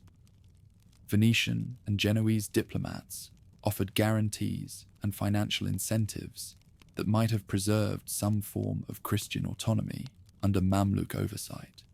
Siege of Tripoli began in March 1289, with Mamluk forces that included the largest concentration of artillery, yet deployed against Christian fortifications. Qalawun's engineers having perfected techniques that made medieval defensive systems obsolete. Massive trebuchets hurled stones and incendiary materials, while teams of sappers undermined foundations that had withstood previous attacks for 2 centuries. Bohemond VII fled to Cyprus, before the siege reached its climax, his departure eliminating the last vestige of political authority, while abandoning defenders to negotiate their own terms with enemies whose previous mercy had proven unreliable. Genoese merchants evacuated their most valuable goods, while Venetian galleys prepared to receive refugees whose survival depended upon reaching ships before Muslim forces completed their conquest. Tripoli fell on April 26th, 1289, after resistance that lasted barely 6 weeks, despite fortifications that had been strengthened during decades of Mamluk pressure. The city's destruction eliminated the last major Christian political center in northern territories, while demonstrating the systematic efficiency that characterized Calawun's campaigns against remaining Frankish strongholds. Venetian and Genoese vessels carried survivors to Cyprus and Acre, their arrival creating refugee populations that strained resources while providing eyewitness accounts of atrocities that convinced remaining Christians that accommodation with Mamluk authority was impossible.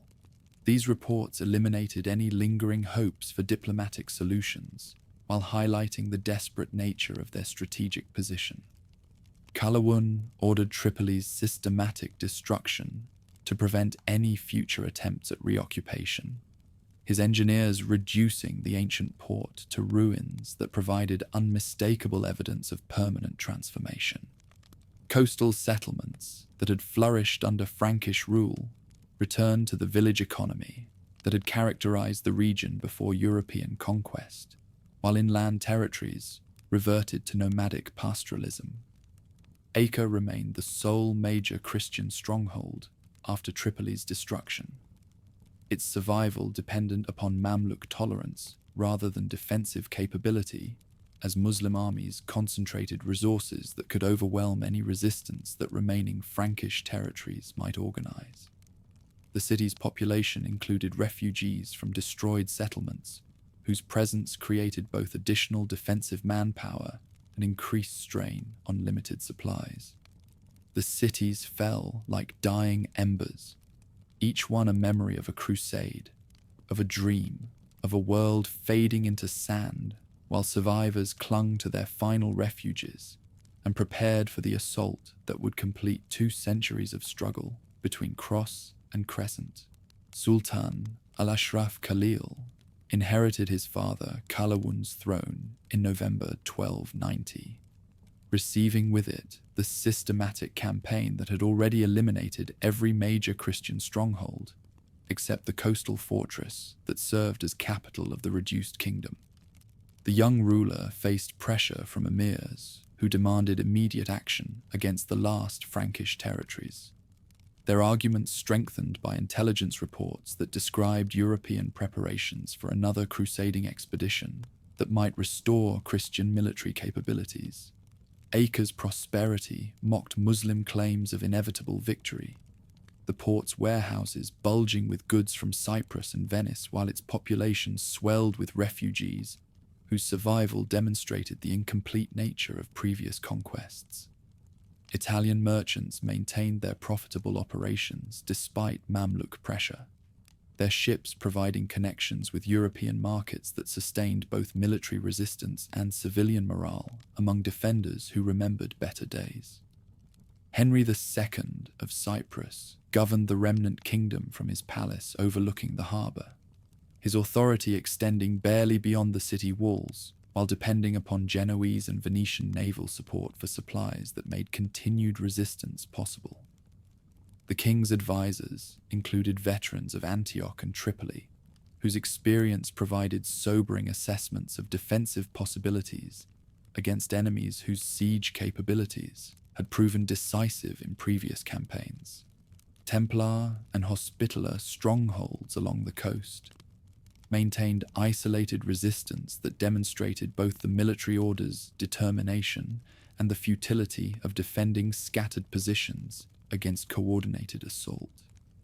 Guillaume de Beaujeu commanded Templar forces from their fortress within the city, while Jean de Villiers led Hospitaller knights whose discipline remained unbroken despite decades of retreat and defeat.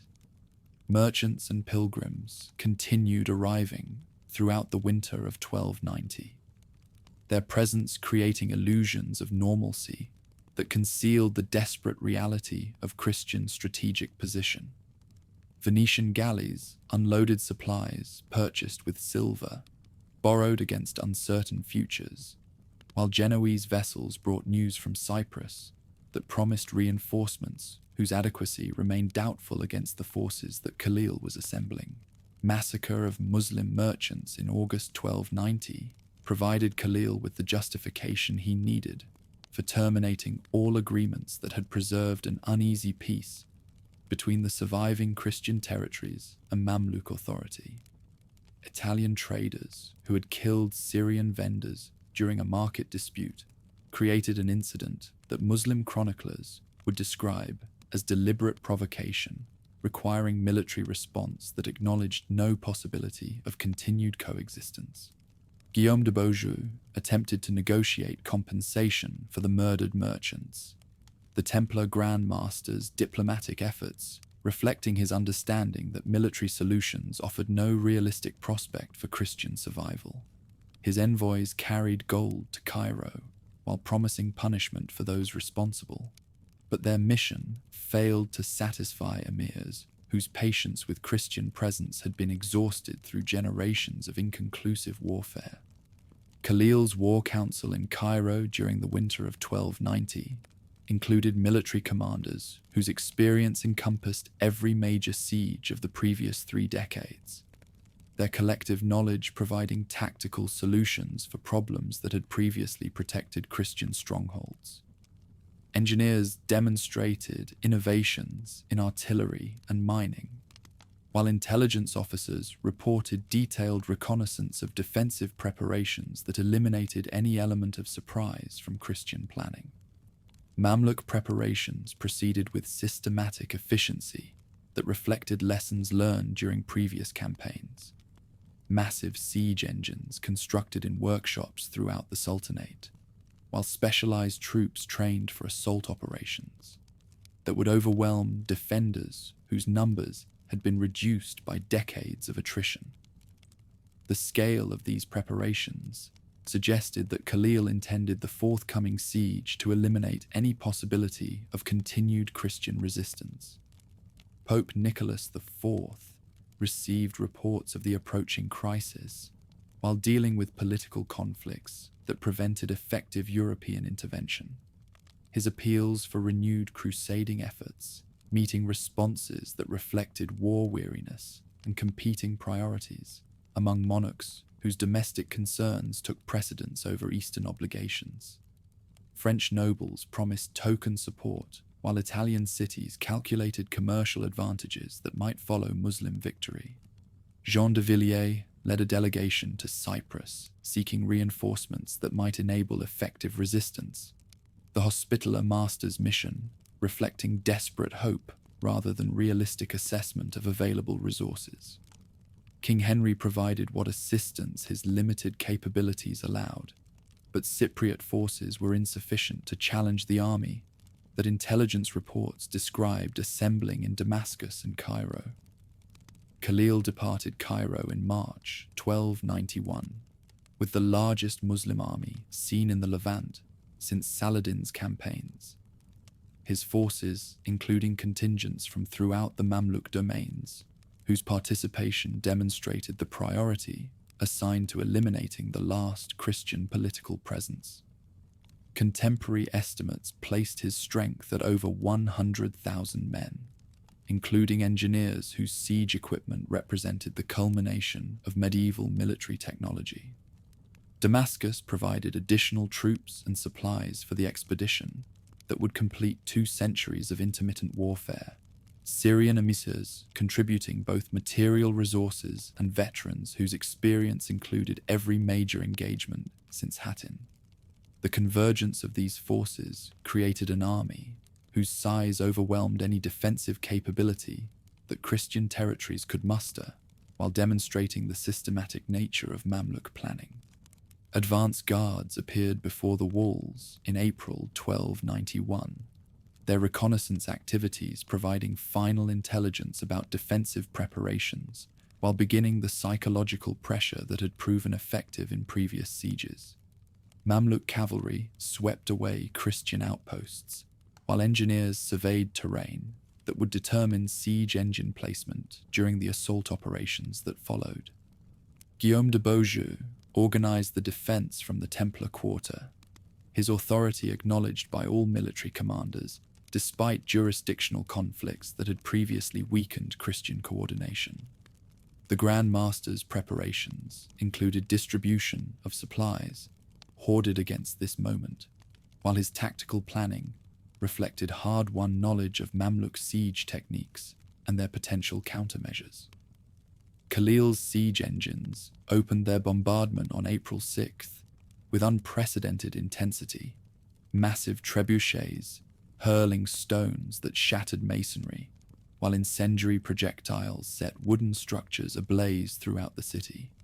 The sustained barrage demonstrated artillery capabilities that made medieval fortifications obsolete, while creating panic among civilian populations who had never experienced warfare on this scale.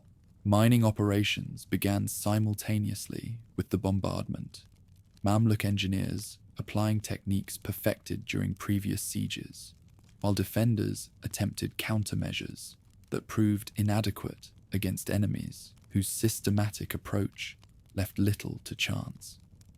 Underground combat raged in tunnels, where Christian knights fought with picks and swords against sappers whose work threatened the foundations of defensive positions. Mangonels and catapults supplemented the heavy artillery, their rapid fire creating continuous pressure that prevented effective repair of damaged fortifications, while exhausting defenders whose numbers were insufficient to maintain adequate watches. The innovation of multiple siege lines created overlapping fields of fire that eliminated safe areas within the city, while demonstrating tactical evolution that Christian military thinking had failed to anticipate. Genoese galleys attempted to maintain supply lines under increasingly difficult conditions, their captains risking vessels and crews to deliver provisions that enabled continued resistance. Venetian ships evacuated non-combatants whose presence strained resources, while their departure reduced both defensive manpower and civilian morale among those who remained to face the inevitable assault. Outer walls crumbled under bombardment that continued day and night for 3 weeks, the systematic destruction revealing defensive weaknesses that 2 centuries of military engineering had failed to eliminate. Breaches opened at multiple points, while towers collapsed in clouds of dust and debris, their fall marking stages in the methodical reduction that characterized Khalil's operational planning. Jean de Villiers died leading a sortie against siege works on May 3rd. The Hospitaller Master's death eliminating one of the most experienced military commanders, while demonstrating the courage that had sustained Christian resistance for 2 centuries. His successor lacked both authority and tactical knowledge, necessary for coordinating defense against enemies whose advantages had become overwhelming. Guillaume de Beaujeu organized the final resistance from positions within the Templar compound, his knights maintaining discipline that impressed even Muslim observers, while fighting with determination that gained time rather than realistic hope for survival. The Grand Master's tactical innovations included deployment of crossbow teams, whose mechanical weapons provided rapid fire that temporarily disrupted assault formations. Assault troops penetrated the outer defenses on May 18th after 6 weeks of systematic siege operations, their breakthrough creating panic among remaining defenders whose retreat to inner positions became a rout that eliminated organized resistance. Mamluk infantry poured through multiple breaches, while cavalry swept around flanks to prevent escape routes that might have preserved some Christian military capability. Guillaume de Beaujeu fell defending the breach in the Templar Quarter, his death marking the end of effective Christian command, while inspiring final acts of heroism among knights whose courage could not compensate for tactical hopelessness. Contemporary Muslim accounts describe the Grand Master's final charge with admiration that transcended religious differences while acknowledging the military prowess that had made conquest so difficult. Templar Fortress provided the last refuge for surviving defenders, its massive walls and careful provisioning enabling resistance that continued after the main city had fallen to Muslim assault. Brother Tebold Godin commanded this final stronghold, while negotiating for terms that might preserve the lives of knights whose surrender would eliminate any remaining organized Christian presence. Khalil's terms offered safe passage to Cyprus for surviving Templars, the Sultan's clemency reflecting both political calculation and recognition of military valor that had earned his respect. The agreement provided face-saving compromise that allowed Muslim propaganda to claim complete victory, while acknowledging the practical value of eliminating continued resistance through negotiation rather than costly assault. Collapse of the Templar Tower on May 28th eliminated the last Christian stronghold when structural damage from siege engines caused the building's destruction during evacuation procedures. The catastrophe killing both Muslim negotiators and Christian defenders in an accident that symbolized the futility of continued resistance. Brother Tebald Gaudin escaped to Cyprus with Templar treasures, while his order's military role in the east ended amid smoking ruins. Final evacuation proceeded under Mamluk supervision, as surviving Christians boarded vessels that would carry them to Cyprus and Europe, their departure marking the definitive end of Frankish political presence in territories that had known Christian rule for nearly 2 centuries. Venetian and Genoese ships provided transportation, while their captains negotiated safe passage agreements that preserved commercial relationships despite military catastrophe. Khalil ordered systematic destruction of all fortifications to prevent any future Christian attempts at re-establishment, his engineers spending months reducing walls and towers to rubble that would provide unmistakable evidence of permanent transformation. Coastal settlements that had flourished under Frankish rule were abandoned or converted to serve Muslim commercial and strategic requirements.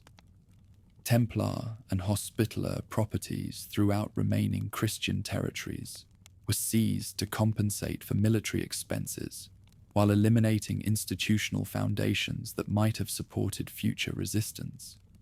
The military orders' accumulated wealth provided resources for consolidating Muslim control, while their dispersed holdings were redistributed to supporters whose loyalty required reward. European reaction to the final catastrophe mixed shock with resignation, papal calls for new crusading efforts, meeting responses that reflected both war weariness and realistic assessment of strategic impossibilities. French and English monarchs expressed sympathy while pursuing domestic policies that took precedence over Eastern obligations, whose futility had become apparent to all but the most determined idealists. Cyprus received the refugees, whose survival preserved some continuity with the destroyed kingdom, their presence providing both human resources and institutional knowledge that would enable the island's development as the last outpost of Frankish rule in the eastern Mediterranean. King Henry granted lands and privileges that compensated for losses while creating new foundations for communities whose future lay westward rather than in the territories they had abandoned.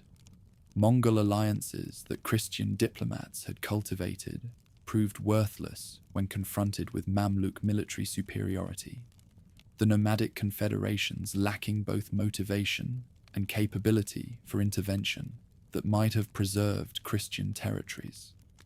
Intelligence reports from Damascus and Cairo confirmed that Muslim unity had eliminated the enemy divisions upon which Frankish survival had previously depended. Trade relationships survived political transformation as Italian merchants adapted their operations to serve Muslim rather than Christian authorities. Venetian and Genoese commercial networks demonstrating flexibility that preserved profitable connections despite revolutionary changes in political control. Mamluk rulers welcomed European traders, whose activities provided customs revenues, while supplying luxury goods that enhanced sultanic prestige. Historical significance of the conquest extended far beyond territorial changes, the elimination of Christian political presence marking the definitive failure of European attempts to establish permanent dominion over territories whose populations had never accepted foreign rule as legitimate. 2 centuries of intermittent warfare had demonstrated both the possibilities and limitations of medieval military expansion, while testing religious and cultural boundaries that proved more resilient than political arrangements. Legacy of the destroyed kingdom survived in institutional forms and cultural memories that would influence European development for centuries. The military orders adapting their missions to new circumstances while preserving traditions that had been forged during the struggle for the Holy Land. Architectural innovations, legal precedents, and administrative techniques developed during Frankish rule provided models that would be employed in other frontier regions where Christian expansion encountered different civilizations. No king stood watch. No pope sent aid. The last flame of the Crusader states was extinguished in the smoking ruins of walls that had sheltered the dreams and ambitions of 10 generations. Their destruction marking not just the end of individual lives and institutions, but the conclusion of an era when European arms had seemed capable of reshaping the fundamental balance between Christianity and Islam in the lands where both faiths had been born.